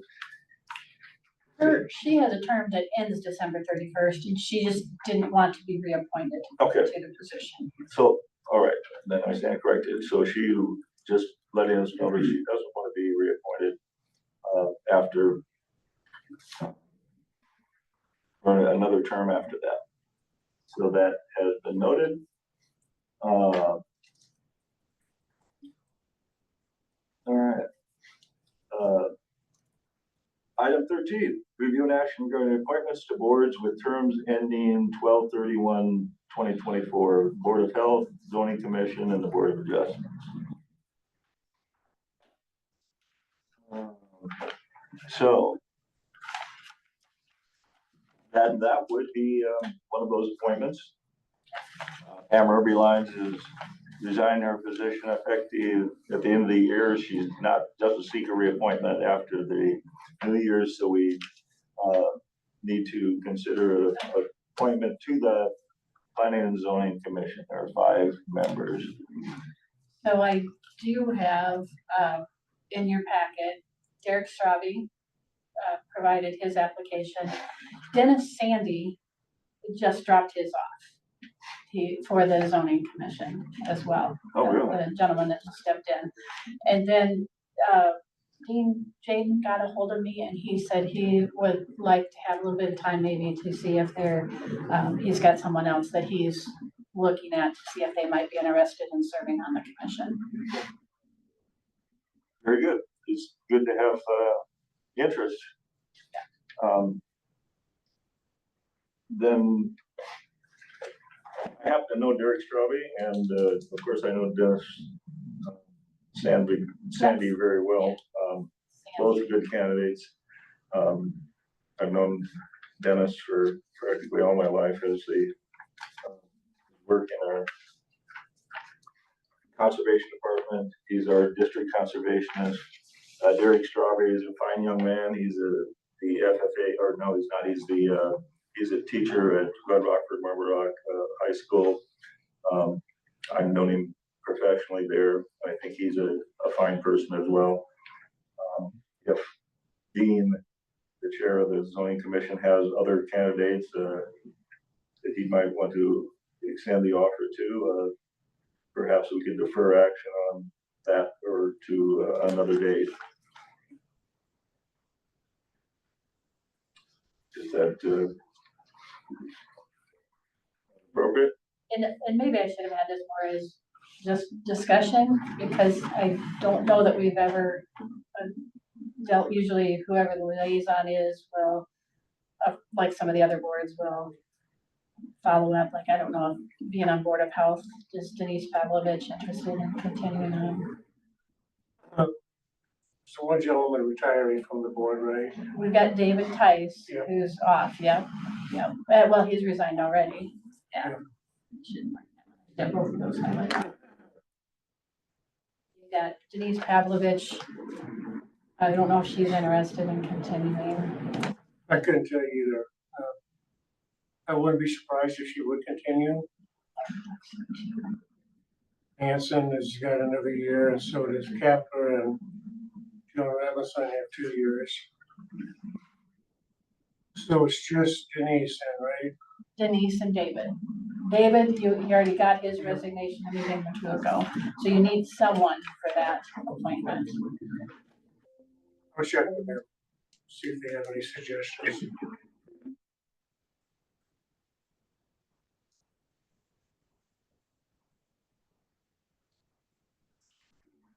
So is there really any action to consider other than just noting that since we have multiple applicants already for a zoning commission? Yeah, I think maybe no action until maybe the January 2nd meeting where you know Wait we until, got everything. And then the, Did you say Dean Jaden was? Dean Jaden is the chair of the zoning Yeah, commission. he's chair, but did you say he was thinking about resigning? No. He has someone he would like to reach out to, and he Oh. wasn't able to get a hold of them this weekend. Yeah. I'm sorry. I He mentioned it. misunderstood Yeah. you. Yeah. Okay. So I had just mentioned, I said I know Dennis Sandy was gonna be bringing an application in. And I told him we received an application from Derek Straube, when he called and, but he said he's got a couple of people that he's would like to visit with for the board to consider if they're willing to apply for that one.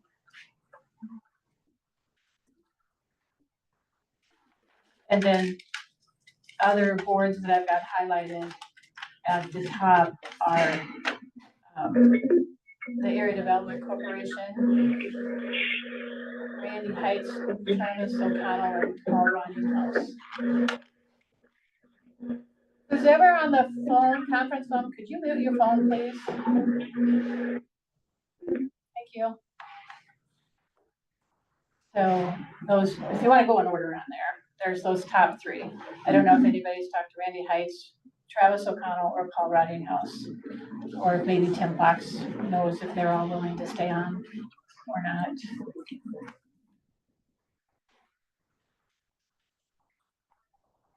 Then again, these could be done on the January 2nd meeting. And on the Board of Adjustments, we have people resigning there too, or? How many sit on that board? 5.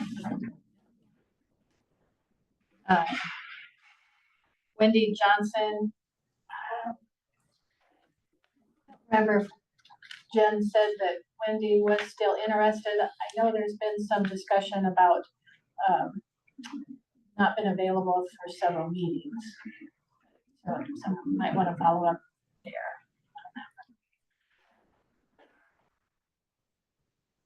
And then NIACOG would be the other one. And you guys do make those appointments at the January 2nd meeting also. So just be some phone calls to those people if they want to stay in those positions, or if you want.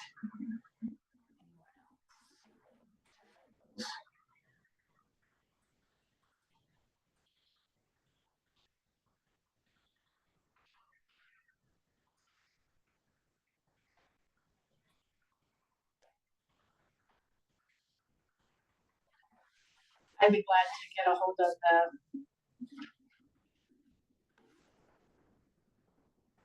You want to take care of appointments for Board of Health. I can follow up with the Area Development Corp people.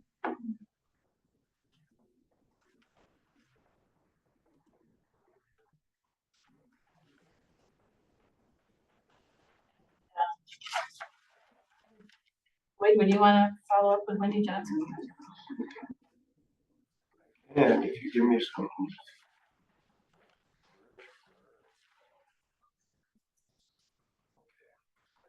That's Irwin's daughter. Irwin's Yes.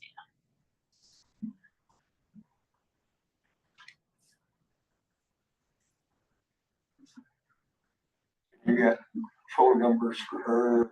I might have Wendy's number. And I could be glad to follow up on those 9 o'clock ones as well. Unless one of you would like to.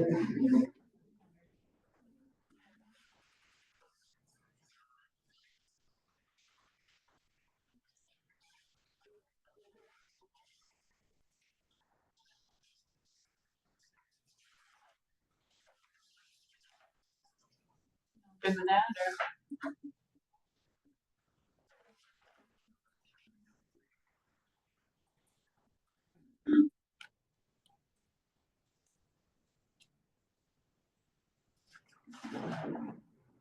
So we need a motion on this, right, Chair?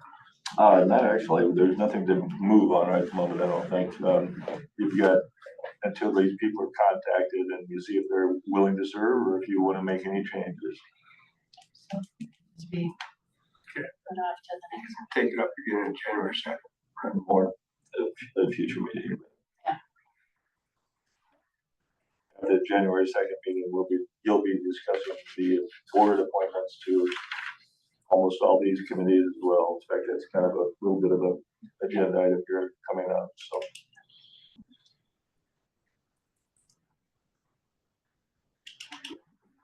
Anything further on this at the moment? I think so. All right, item 14, review action regarding nationwide non-discriminatory investment fiduciary services. How did that discussion go? I thought it went well. These creative partners are a $375 billion in assets, so they're a big player. Okay. And of course, Jesse, what was his last name that we talked with? That was Jesse, Mark Walden. Or Jeff Walden. Jeff Yes, Walden. yeah. Jeff Walden. He's our nationwide rep. Did they, just was curious why they dropped it. Well, I think Morningstar was the previous company that was Right. providing this service. I don't know if Nationwide dropped it because creative planning had offered different services. I think in Morningstar was, I can't remember exactly what they were, boy. But, So, the Nationwide does its own review of products that are offered to employees. And Morningstar, and so they kind of have two layers of that going on. And I don't think we were real clear if Morningstar wanted out or how that came about, but creative planning is the option now if you want that fiduciary role, would be with creative planning. So what Nationwide said that they do, they annually or regularly are reviewing the products that they think are the best ones. And creative or Morningstar will do the same thing, and then they'll kind of piggyback on each other and figure out what's the best ones. And so you would have that same thing going on with creative planning, but it's just Morningstar isn't an option anymore. Okay. I was just really curious why they were out and Nationwide could cast a little light on that a bit. And then I've never heard of this other one before, but 375 billion is a lot to manage. So I can't believe you're a fly-by-night. I believe he said that Morningstar got into, of course, they were always, you could get Morningstar ratings on mutual funds before. Okay. And then they decided that when we got in with them, they decided to branch into this type of role that Okay. they had. And I understand they still do all those like Morningstar ratings type things, but this was just another branch that they started years ago to do this fiduciary type services and figure out which ones are the best funds to put out there on a nationwide platform for 457Bs, and they did it with others as well. I think, And for what they do for us, I mean, we have pipers for, everybody, but this is that additional, that if they want to invest right, some of their, I just wanted to make sure that, yeah, our it 450, was a good reputable company or whatever, if you're I've not good heard of with Creative that, Plan. yeah, I did some research on them and they look, yeah. And we can review every year how well they do or whatever, right? I mean, well, I think this contract doesn't have an end to it. It's if we want to do it ourselves. yeah, I know. Which I don't think is No. anything any of us want to do. They're definitely skilled at it where we're not. But it's you could, again, on that letter, it says you can do nothing or you can Right, I understand. have creative planning. Yeah. And it doesn't cost anything to the county, and it doesn't cost anything it's part of the package. Right. With Nationwide, with the 457Bs. They're getting Cost is paid. the same. Yeah, they're getting paid, but, Okay. I mean, creative planning is getting paid. It's just not something you're gonna see out of, I own a Nationwide 457B plan. I'm not gonna see creative planning on as a cost on my plan, what I choose to use. So they have, the employees have multiple options. And they Oh, can just- yeah, I know. Yeah, they I can just was, be riskier or more conservative Right. and, Yeah. their options are there, whatever they choose to do, how aggressive or not they want to be. And they're just, creative planning is just saying, of all these funds, we think these are the best ones. okay. That satisfies me temporarily. I don't know if you need any, no action, I guess. Actually, we This do. one is, You do? I'll make a motion to accept Nationwide's creative planning fiduciary services our county employees. Second, a motion's been made by Supervisor Kiefer, second by Kewen to accept a nationwide adjustment fiduciary services for county employees. Is there further discussion? Hearing none, those in favor of the motion say aye. Aye, motion is carried. Item 15, review action regarding voiding unredeemed warrants and checks. Okay. See, some of these go way back when. I don't remember doing this very often. Yeah, I usually do it every couple of years, just got a little behind on a few of them. But the list isn't very long, and I do have a change from what you had. Bob Munt, we tried reaching out to these people. We have no obligation to reach out to them. I'll just start with that part. But I always like to reach out to the people. And we've gotten responses from the majority of them.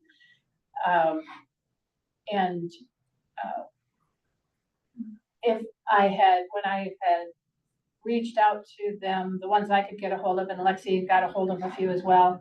And then we had some that we did not get a hold of. But we asked that they provide the paperwork that they've lost their check, it's been lost or stolen, and then we would reissue a new check. And we gave them a date to the 19th of December to do that.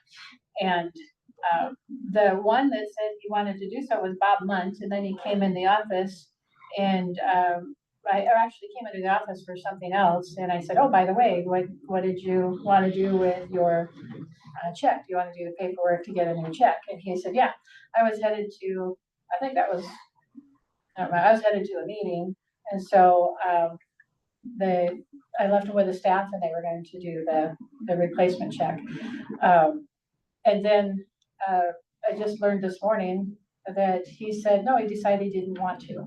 So his needs to be voided as well. So Bob Munt says check issued, that check did not get issued. He decided not to do it when he was in the office for the rest of that conversation that I had with him. And then the only other one that was going to was Randy Schweitzer was going to, and he was going to be in last week, and he never showed up either.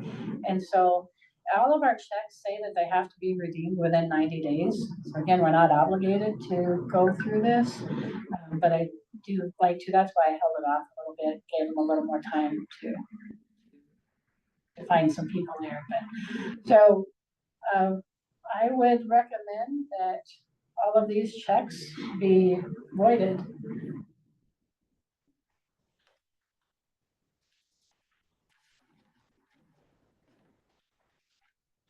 Is there any discussion? I don't have any.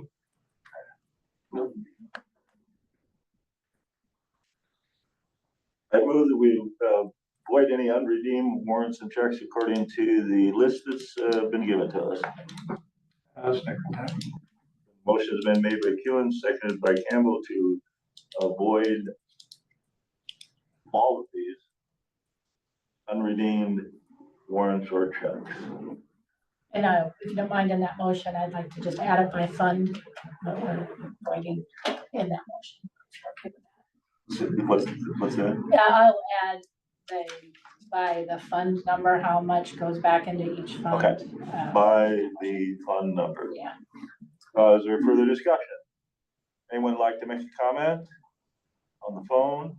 Hearing none, those in favor of the motion say aye. Aye. Aye. Motion is carried. Item 16, pre-planning discussion for the January 2nd organizational meeting. First time that I ever really recalled, the Board of Supervisors actually discussed in an open session prior to the January 2nd reorganization meeting who wanted to be the chair and who wanted to be the vice chair. It was always kind of a interesting motion to see who that was. There was never a procedure set place for that. If you recall last year, I stated that I was interested in being the chair again if no one else wanted it. At that time, Supervisor Jorgensen and Supervisor Kiefer didn't express an interest in that. And so I was actually appointed the chair for the second consecutive year.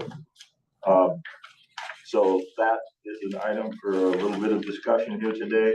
Also meeting dates and times. Generally, we meet at 9 a.m. on Mondays. Chair is given the discretion of setting an optional meeting date.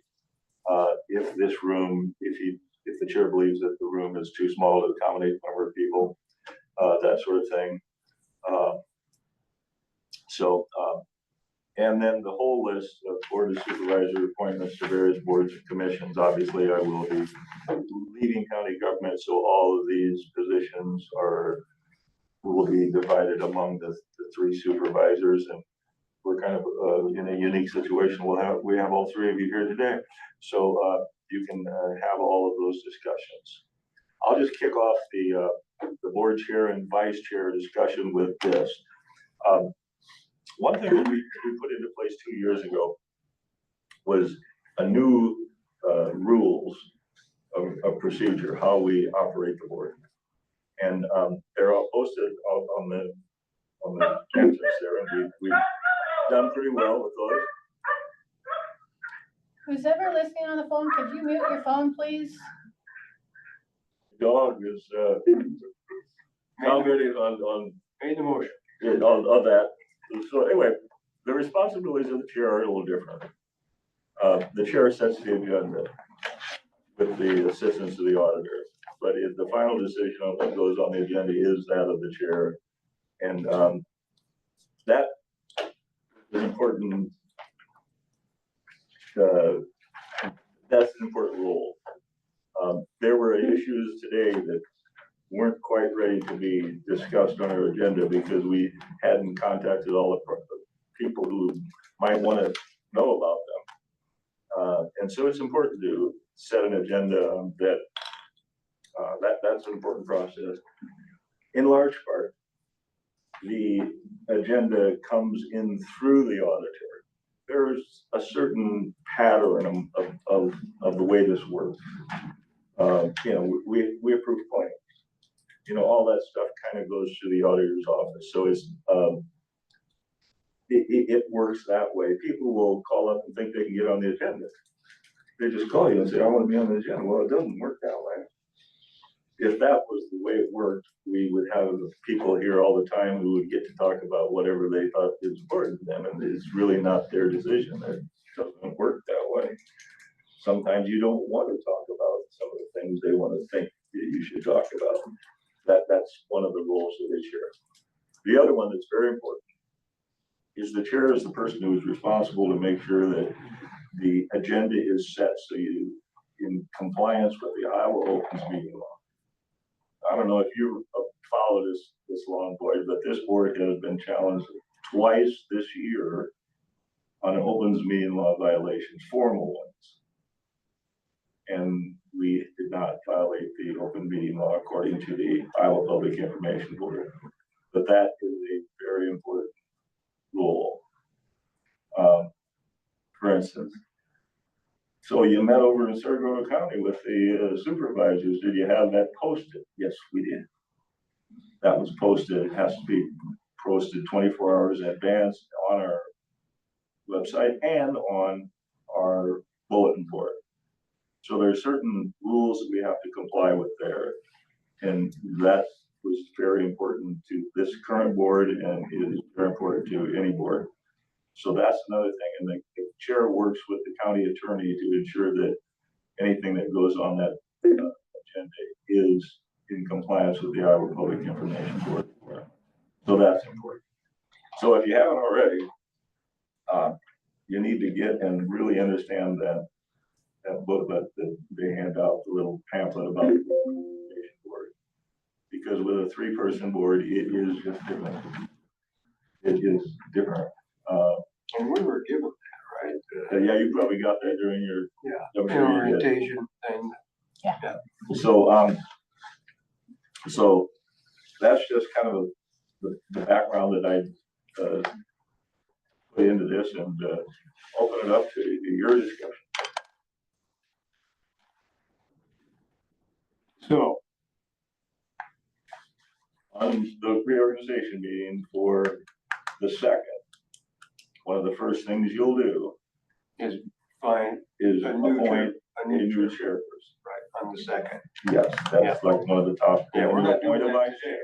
We're doing that in the second. We're just discussing it, actually, but that is an agenda, one of the first things that you'll talk about under the long list of topics and things that you'll be doing on that day. Kind of the intent is to just make that meeting flow. You're ready just to make motions, when you get to that point. And also, I just It's want gonna to be a mention, very quick, meeting if I have to be in, mediation at yes, 10:30. 10:30, well, I think who's gonna, it sounds like 10:30 is, I think that's the earliest you could meet. Right, So I don't know if you know what happened there, but we could not find a January date that worked with the 5-member commission and Lou. And so I visited with Lou on Friday and I said, there's just nothing that works here in January. We can't get anything that works. So I suggested that we go back to January 2nd and we do away with the board of supervisors. Usually after that January 2nd spends the rest of the day going through budget reviews with department heads. And so, Lou agreed that that was a good plan and I said, if we need to, we can start our meeting at 8:30 instead of 9 o'clock. So that, like we did before when you met at 10:30. And so by 10:30, we can be done. You can be in here doing, or wherever, you're doing, your meeting So with that. that'd probably be a good idea, right? I mean, Otherwise, would you be 8:30? 8:30? Because it's Yeah, gonna be a that'd be- long day for me. Yeah. Sure we get that done. so then I moved that budget review dates to the next 2 Mondays, where before we just had the second and the first Monday. The second Monday was backup for anybody that couldn't make the first meeting, so I've changed that to the first 2 Mondays. The first 2 Mondays, and,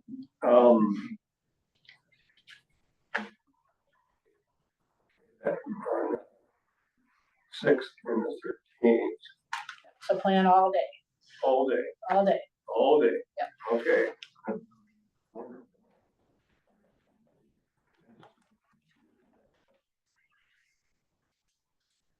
So you can look over these, maybe it's easier to start off with these supervisors appointments. Area Development Corp meets once a month.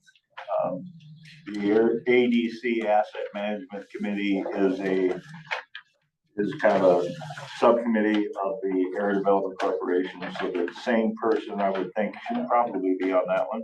I don't know if it works better to look at it this way. I've got That's fine too. this is alphabetical, that's it, Yeah. what I just passed down through yep, that one. This size paper. Okay. And then if you know any days or times that are different than what's on here, let me know, because I only know what these are if you guys tell me.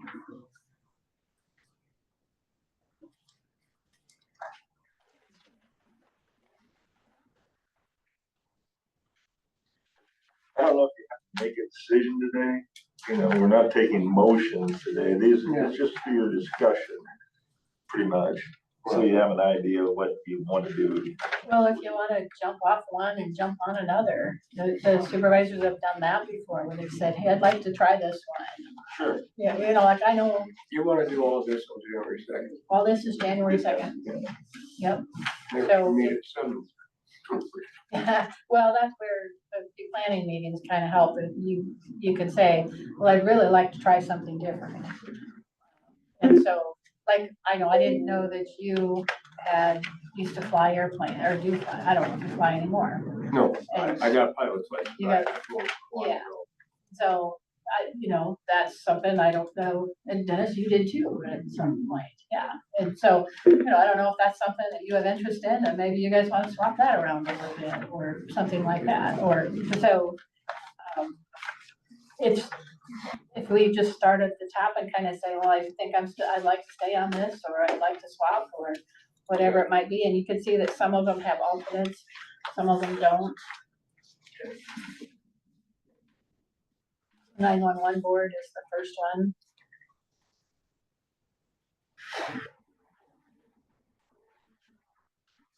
And then, of course, we have everything that Mark's on that needs to be, I'm okay with the 911 board. Stanless,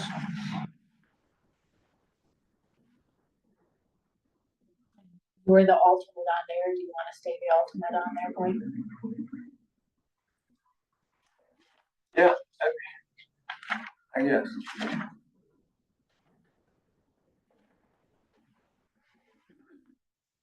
I wouldn't mind being on the ambulance commission. Next one.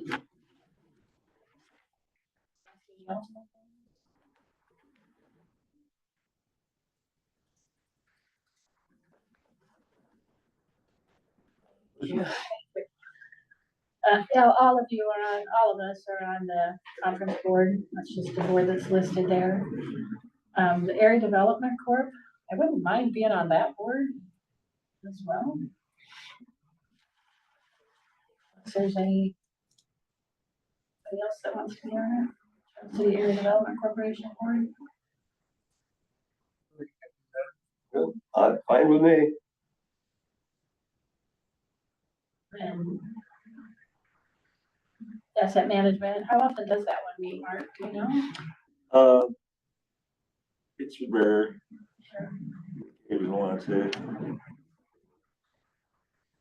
They make recommendations to the full board sometimes about the assets of the corporation, the land that they own, things like that. Jobs Potential Review Committee. I don't think I've ever attended one of those meetings.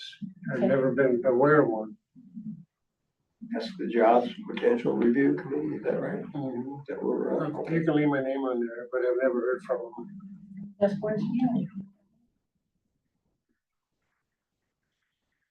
well, then you're gonna stay with that, right, Dennis? Yeah. Okay.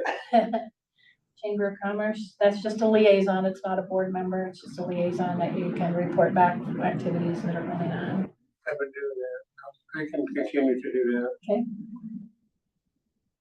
Same thing with the next one. Cultural entertainment, Same thing with the next one. keep all those. Yep. Street, hotel, motel. Now to joint entity. They don't meet on a regular basis, but then they do it by telephone, which is fine.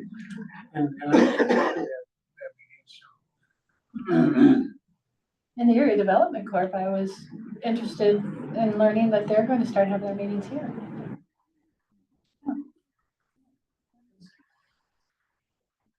Boyd, you're on Cedar Valley Transportation Center as a liaison, so not a voting member or anything. The voting member is the engineer, which is one of the appointments on the list, Okay, the meetings list that you'll see.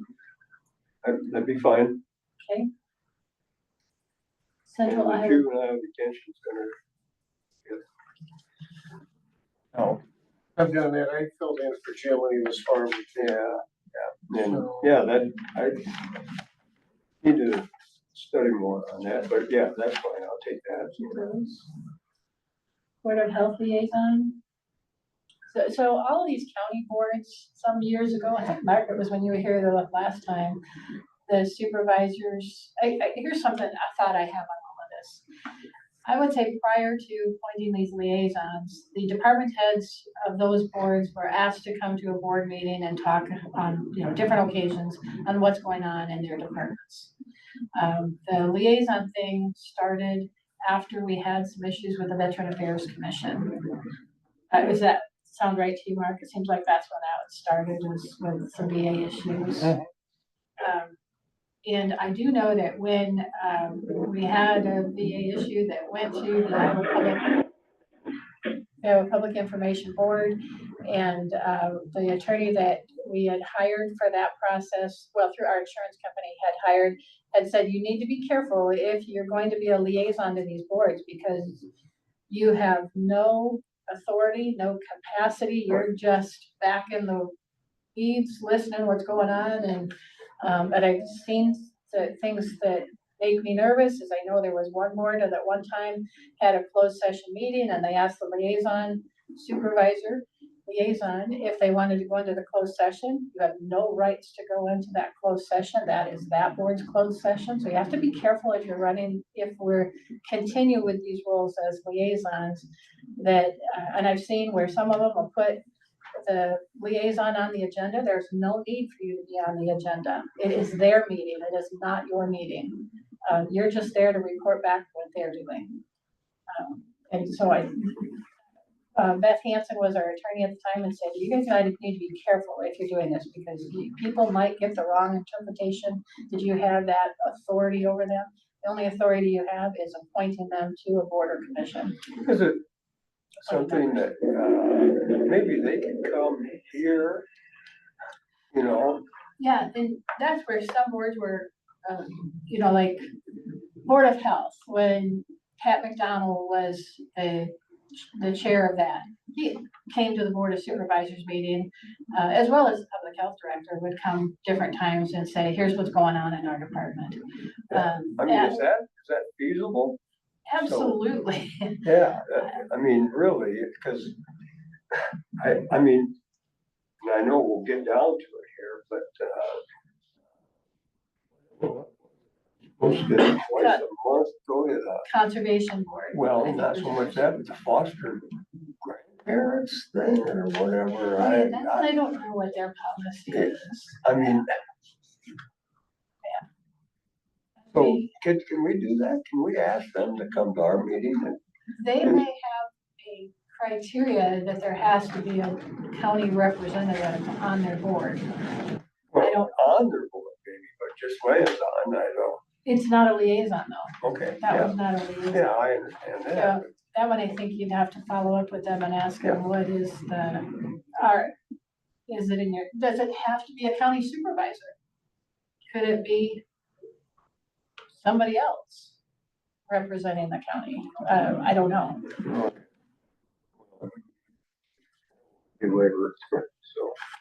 But it's these county boards and commissions. I guess my thing there would be, do you want to keep doing this liaison thing? Or would you rather have those department heads come to a board meeting, you know, once a month or, you know, public health meets every 2 months, I think. Maybe have Gail come every 2 months and say, here's what's going on with Board of Health, and have Adam come, have Veteran Affairs come, Todd come. Or do you want to keep it? I don't think Gail could attend to the Board of Health because Dr. Capper is the chair. Maybe she could come, but Yeah. Capper, you know, works. Yeah. It's off work when it comes to the It meeting. wouldn't have to be the chair. It could be the department head. Maybe. It just, Pat McDonald was a good friend of Warren's, and so he just came, Warren said, hey, why don't you come to the meetings? And every so often we put them on the agenda and they'd come.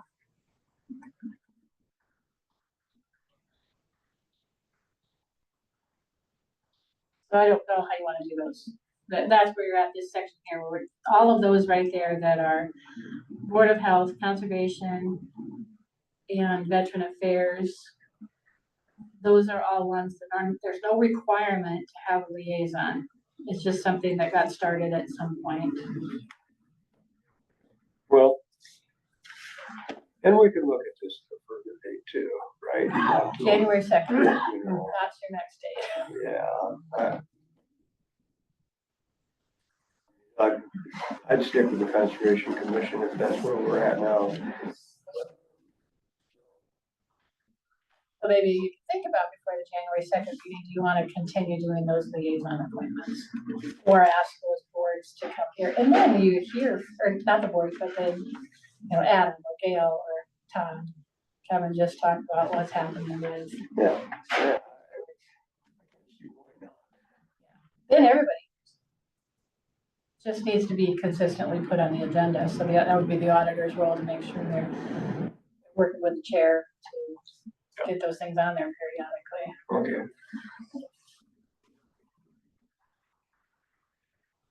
I mean, we'll just leave it on there as they are, we're good with that, and Yes. you can make that decision on January 2nd. Courthouse Security Committee, I would like to be on that one, Mark has been on that one, I would like to be on that one. That one doesn't meet very often for the Security Committee there as much. There is an annual report that's due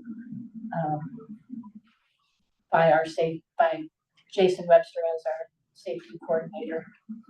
That we work with the state offices and the county offices, state and county offices work together to produce that report. Department head is just whoever the chair is. IT committee. I wouldn't mind being on that one if you guys are okay with that. Who else is on that committee? It's any department head that can show up. Okay. Yeah. And Bernie sets those meetings. There actually hasn't been a meeting. They've been canceled for the last several months. There hasn't been a meeting. Need to have.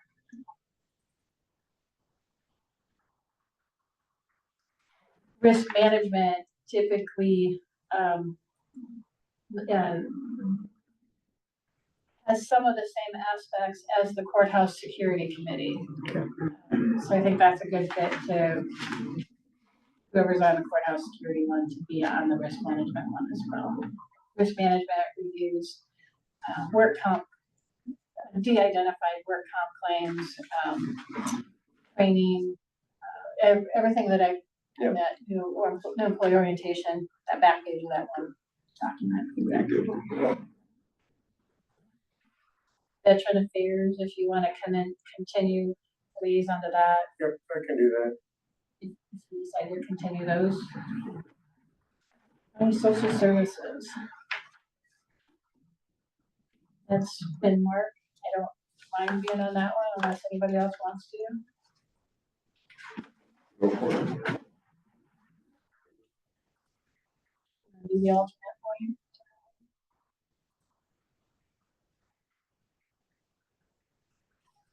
You good with alternate? Yes.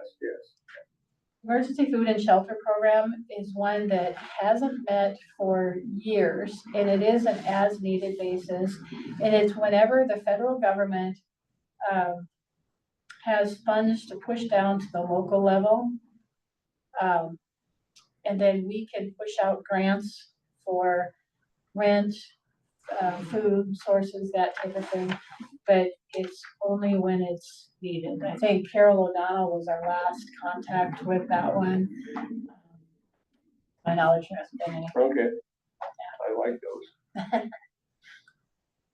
Emergency Management Commission.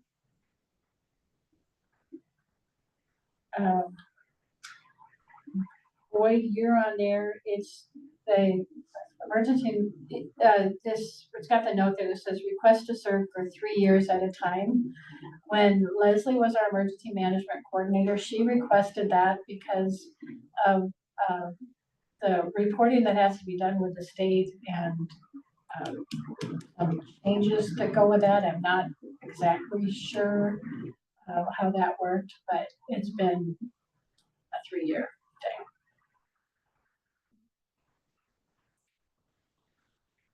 And it looks like you're the main one, and Mark would have been the alternate. If you want to keep those the same, that's fine. It doesn't matter to me. Yep, that's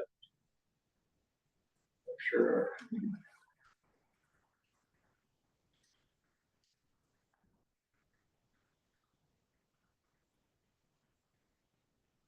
Oh, so this next one we can take off. Emergency Medical Services Advisory Council. Jim was on that. That board is appointed through a time that the EMS levy goes on a ballot, and if the ballot fails, the council's fired. And so that's where we're at now. So only if that board would entertain again claiming to be accounting for as essential services, would that council get reestablished? Okay. When it does, When it does. Well, yes, I think the county representative shall take a voting participation in the role and should serve as chair. In my opinion, we've had 2 attempts at that, and if you look at the vote, City of Charles City approves it, not in a form that would get 60% of the vote, but the rural areas are far short of that. Maybe it's time to get a county representative to head that committee up. And I would just add to that, that if that happens, I do think that the person who serves on the ambulance commission may be a good county rep to be on that as well. Just because there's that correlation of you're doing EMS services to pay for ambulance. But we don't have to worry about it now. Yeah.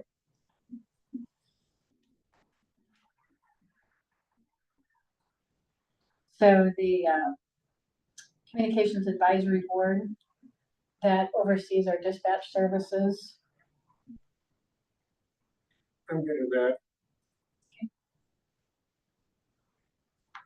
Early Childhood Iowa, because I will be working with Butler County for the 7 counties, it's probably best for me not to serve on the FMC Early Childhood Iowa, although the information from the Iowa Public Information Board said that you can do that, but you have to make sure you're posting things. But I think it probably would just be better that that one goes to someone else. Since I'll be doing work for that board as different. That will be a part-time position that I'll have with Butler County. So you need somebody other than you. Yeah. To sit on that. Is that, and that's, you're on their board, you're a voting member or not? Or what is on it yet? What is that? No, that is a voting member. And early childhood does not allow for alternates. That's why you don't see an alternate on that one. But there's an overlap with early childhood also plays a part on, attends certain governance board meetings like CPPC, planning meetings. But that would be more, those two are a good fit to have the same person. The governance board and early childhood is a good fit for that person to be on both of those.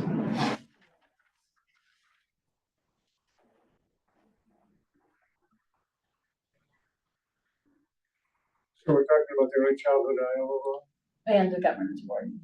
governance board.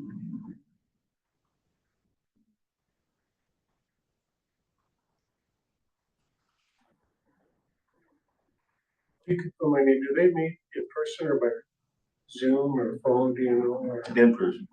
Early childhood meets in person. Governance board sometimes meet by conference phone. But again, if you, or do you not want to be the alternate for governance board? You're the alternate. No, for the, You're the alternate on governance board, and what I said is that the county representative on early childhood Iowa is typically also the person who's the county representative on governance board. so you And got, you are the alternate on governance board. where's my name? Mark was. Oh, we have a mark on there twice, so we don't have, I think it was you. Maybe when I took Jim's name off, maybe I got carried away with someone else. They meet it out at the DHS. Jim, I think Jim was the alternate for governance Well, board. this is just a misprint. Yeah, I think I might. Well, I'll be the alternate. I'll take that. This would be the other.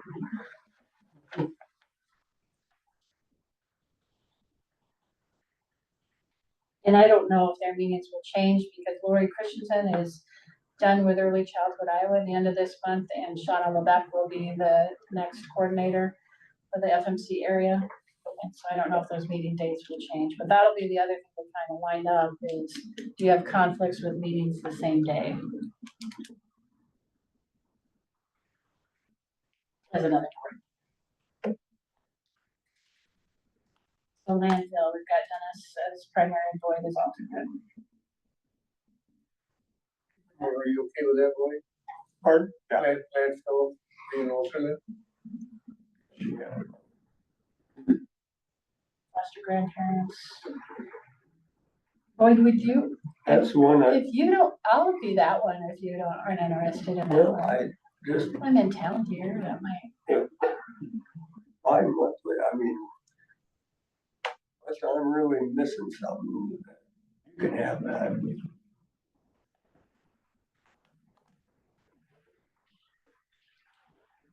Northeast Iowa Workforce Area Chief Elected Officials, formerly Regional Workforce.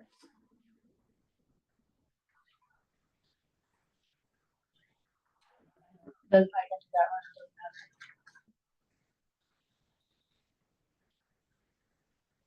That one's bi-monthly, is it, Mark? Not necessarily, no, no. More by special call. Do you want me to take that one?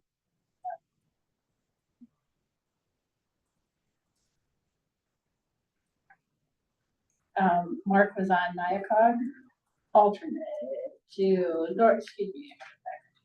North Central Regional Emergency Planning District Committee.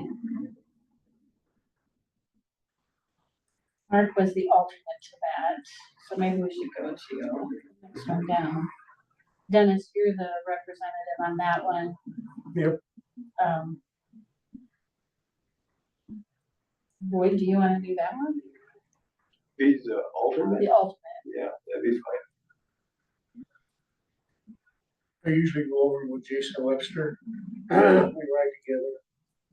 That meeting. Or EMS guy, Oh, or not EMS, EMA. Jason, he was in here earlier. Yeah, yeah. The tower. okay, gotcha, gotcha. You want to stay on hazmat? Sure. So- They usually meet at the same time. And then Boyd, that's gonna put you as the alternate for hazmat. That's the meeting times. Okay, so then on the North Iowa Area Council of Governments, that's the one where you're making all those appointments. One supervisor, and then that was the one that had Randy Heights and Paul Riding House and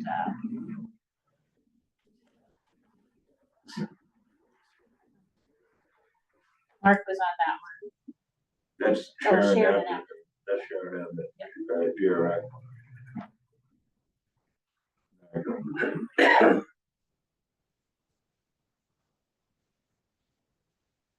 I can be on that one. You want, unless you guys wanna, Which one we're looking at? then Which night, the government, the board, for not the supplemental boards, but the regular full board.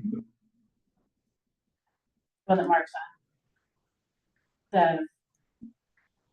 It says one board of supervisor, one city rep, one economic development rep. Actually, I wouldn't mind being on that one, because it's a area development corp here, that might be beneficial. And Dennis wants to be the alternate on that one? Yep. Okay, then that's the transportation board.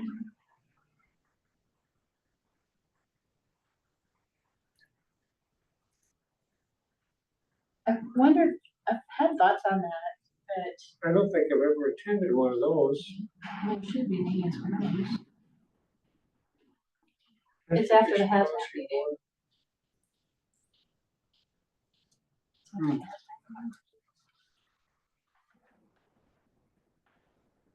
Okay, neat, because isn't that the one that where they decide?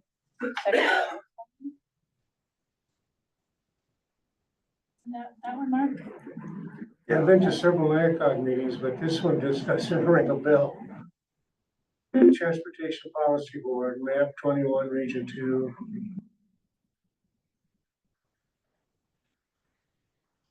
One Goes Floyd back to County back small meetings. city rep, who would that be, I wonder?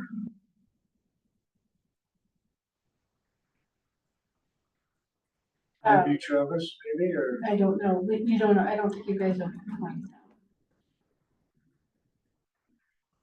I think it is back to that hazmat meeting, you sure you haven't just been to hazmat and then they went right into that? Well, hazmat used to, where's that one, that's up in, hazmat usually coincides with the emergency response. They go back to Maybe you that. can No, follow up with them. that's, Did you attend the ASMAT meetings, Mark, or NICOG? No. And I was over there with Jason again, I was going with Jason. But boy, if you want to, that's fine too, I mean, I think they all happen the same day. well, they. Hey, Mark. Mr. Chairman, Yeah, hello, who's this? this is Jason Webster. Yeah, Just listening in, and I just letting you know that the Emergency Response Commission and the Planning District Committee, those are back to back and happen at the same time. It's basically the committee approves what the commission has talked about at that prior meeting or vice versa. They're both pretty much the same thing.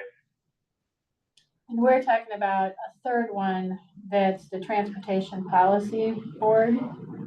And that one, I've got notes here that meets the same day as those other two meet. Maybe you've left and there was still another meeting to go to, I don't know. There usually is another meeting that follows that one, but I guess I didn't know what that one was. Yeah, that one's Dennis. So if you've been riding with him, you're missing that meeting. That's why I missed it, okay. Huh. Sorry. You have to stay longer, Jason. Yeah, we'll see.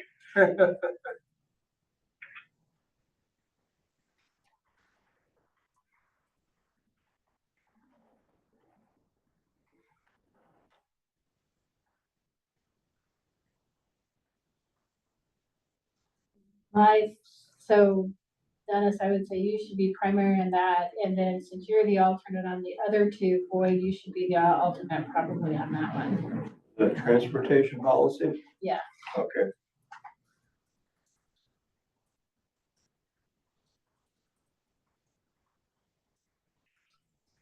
Aviation Authority. Cedar Regional Aviation Authority. I've been doing that one. I'm okay with that, I guess. And that's not a non-voting member also. Right. There's another one that got assigned in. North Iowa Regional Housing Authority. That's me. It's you. Yep. And that's one that I do know does not have to be a board of supervisor. Several of the counties have a board of supervisor, but it doesn't have to be.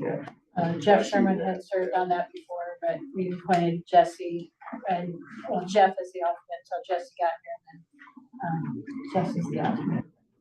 If you want to keep that one. Yeah, I'll keep that.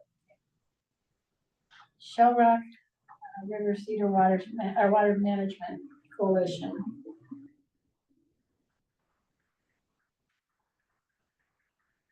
Shell Rock River. Do you want to do that one? Yeah, I'm not sure where it is, but I'll take it. Spring Sound. Maybe your alternate? Or do you want to be the alternate? I can do the old. You want to do the alternate? Sure. And Southwest Bypass, I would like to stay on that one. One of your other agenda items is to appoint county rep to that one. It's usually been the auditor. Okay.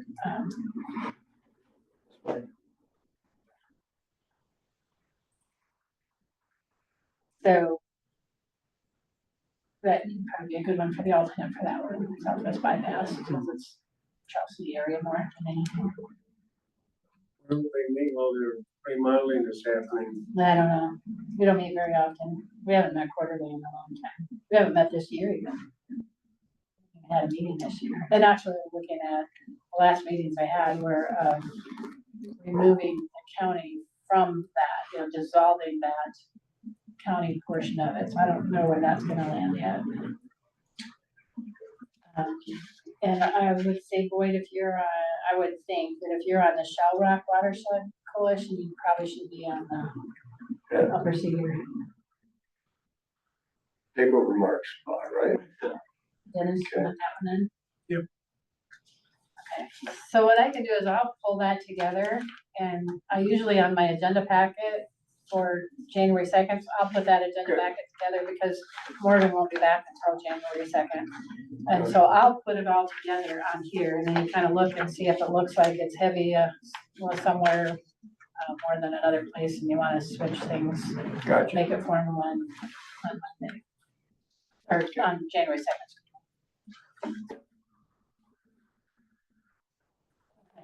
So then, if you want to go back to the minutes and hit those highlighted, or those asterisks that I've got off to the side, that would kind of wrap up this planning stuff.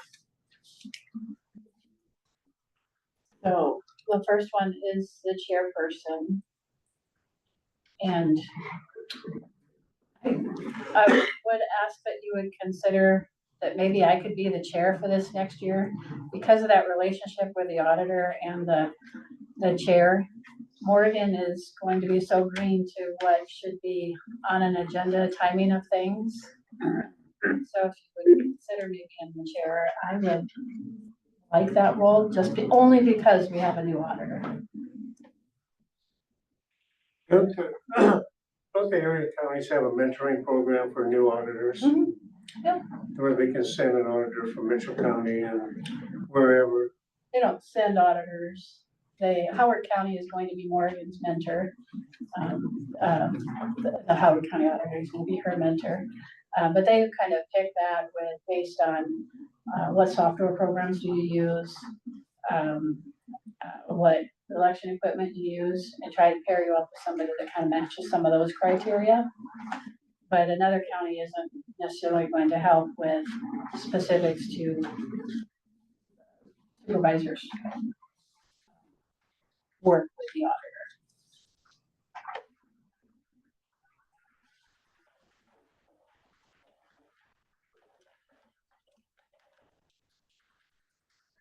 You can think about it. I just feel like it would be, again, only because of having a new auditor that I work with her and making sure the timeliness of things gets done that might be overlooked otherwise. Perfect, you got started here. This is what we need to think about before the next meeting. Yes. Okay. Yep. Fine. Can we just, Yeah. can we read this on our So own? Does it make any difference? No decisions today. I'm Yeah, just I throwing know. that out there. That's my thought. And I would ask that you would consider me as the chair. Again, only for those reasons. I think it's just best suited. And Dennis, if you were willing to do that, the vice chair, in case of my absence, that's my only consideration of that. Take it under consideration. And then the next one is board meetings on Mondays at 9 o'clock.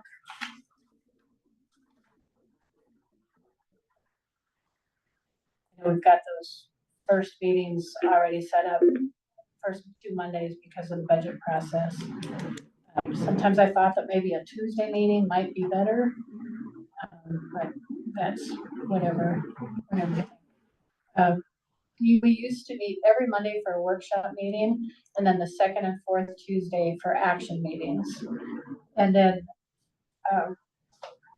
because or my take on it, maybe you remember this, Mark, but my take on changing this to doing just meetings once a week was more on the claims side of things, because we had the paying claims twice a month. We were getting invoices that were, by the time it was mostly postal delivery dates for invoices that mail delivery was slow, and we just thought it would be better to pay those bills monthly instead of doing it twice a month.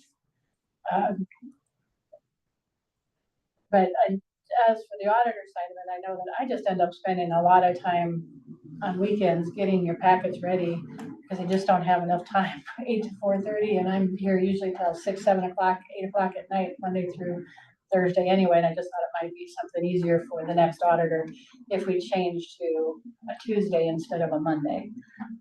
Just a Tuesday for every other Tuesday, you're saying? But No, every Tuesday instead of every Monday.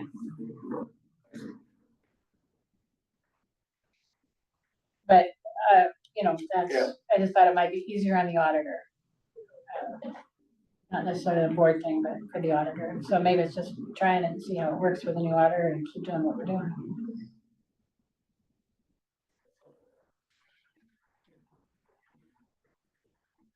Do you want, Mark and I briefly talked about not having a meeting next Monday.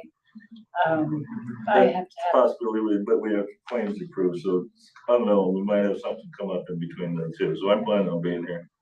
you are planning on having a meeting that day? Unless they're from On the reason we don't. 30th. Yeah, But we'll see. Yeah, okay. That's tentative. Or should be the 30th, right? well, if It's you're a having planned meeting. claims, It's already like it would be our regularly scheduled meeting yeah, unless, I don't know, if don't you know have, why we would, Yeah, but. Okay. nonetheless. that's fine. I have these starting on Friday. So I'll be turning around on budget. It might be, actually, it was a day we talked, I had mentioned to Tom at Sarasota County that if we don't have a board meeting, that might be a good day to meet with the secondary roads, or the county engineer, but I'll just tell them that we'd have to do it another time. But yeah, we would just switch claims to January 2nd instead of, in that same week, just on January 2nd instead of the 30th.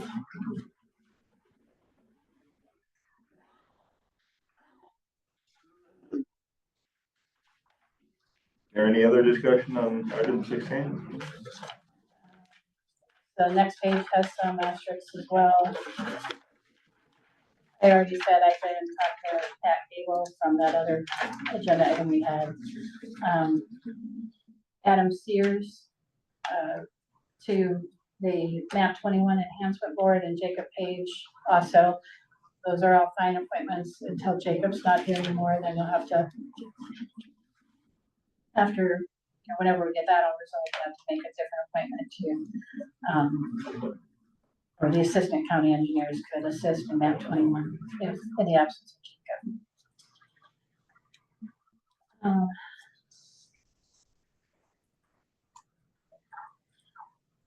So on that, the third bullet there, I would say we probably would appoint Morgan to the Southwest as a non-board of supervisor member, and Jesse still to the Southwest Bypass TIF. Jacob to the next bullet is Jacob as county engineer to the Cedar Valley Transportation Center Board.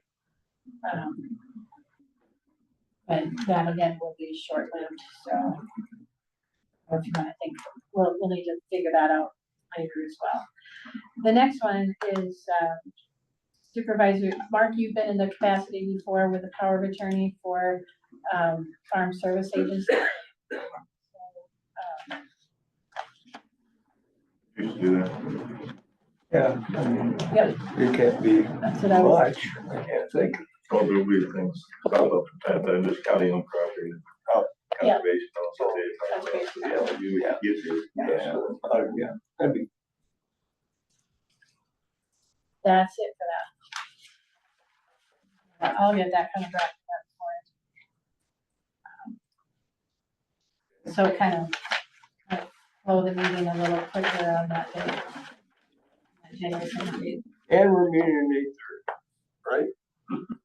One final thing I would suggest, deciding if you want to adopt the rules. We have rules for these meetings. The chair is, how the meetings are done. You can give those a look, see if you want to continue with those.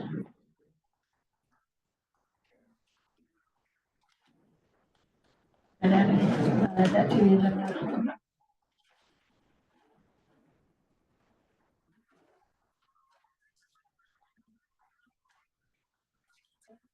Agenda. Yeah, future agenda items. A request for putting parking signs for dispatch employees. And they have, it's mostly when they change that shift from second to third, first to second shift, that this parking lot is full. And so they end up parking over there, And then when they're leaving at 11 o'clock at night, they're kind of a safety thing that they're have to walk back over there to get their vehicle and, Which parking lot is full this one here? On the other side. this whole parking lot is full. When dispatchers come in to change shifts at whatever time they come in, 2 o'clock. 3 At 2 whatever. o'clock. 3 o'clock, I think. At 3 o'clock it is, because all the county employees are here. Employees park here. And so they end up parking over there. And the other night, one of them reported that at 11 o'clock at night, it was icy. And they had to slide over to that parking lot. So it's that safety for that, and then also, So if we do that, who do we displace over here? well, there would just be signs, like we have signs for the sheriff's vehicles, right. we have signs for county vehicles and emergency management, Okay, and it would be putting signs up there, but I do want to talk to the sheriff about it, because I would presume the same issue applies for jailers. Yeah. And so, I don't know if there's some happy medium there to. I think that makes sense. My youngest daughter, always worked at the emergency room in Mason City, in PA, and she had to walk out without being close at 2 in the morning. Yeah. And they had the sheriff, walk her out because you just, so. My daughter that works in Boise at a health center, she's escorted out. Yeah, so I just think that makes a lot of sense. Is there anything else? Issue then, Just budget reviews, we'll do change those dates. all right, is there a motion to adjourn? I made the motion. Second. Moved by Supervisor Campbell, seconded by Kiefer to adjourn. Those in favor say aye. Aye. Aye. You're adjourned.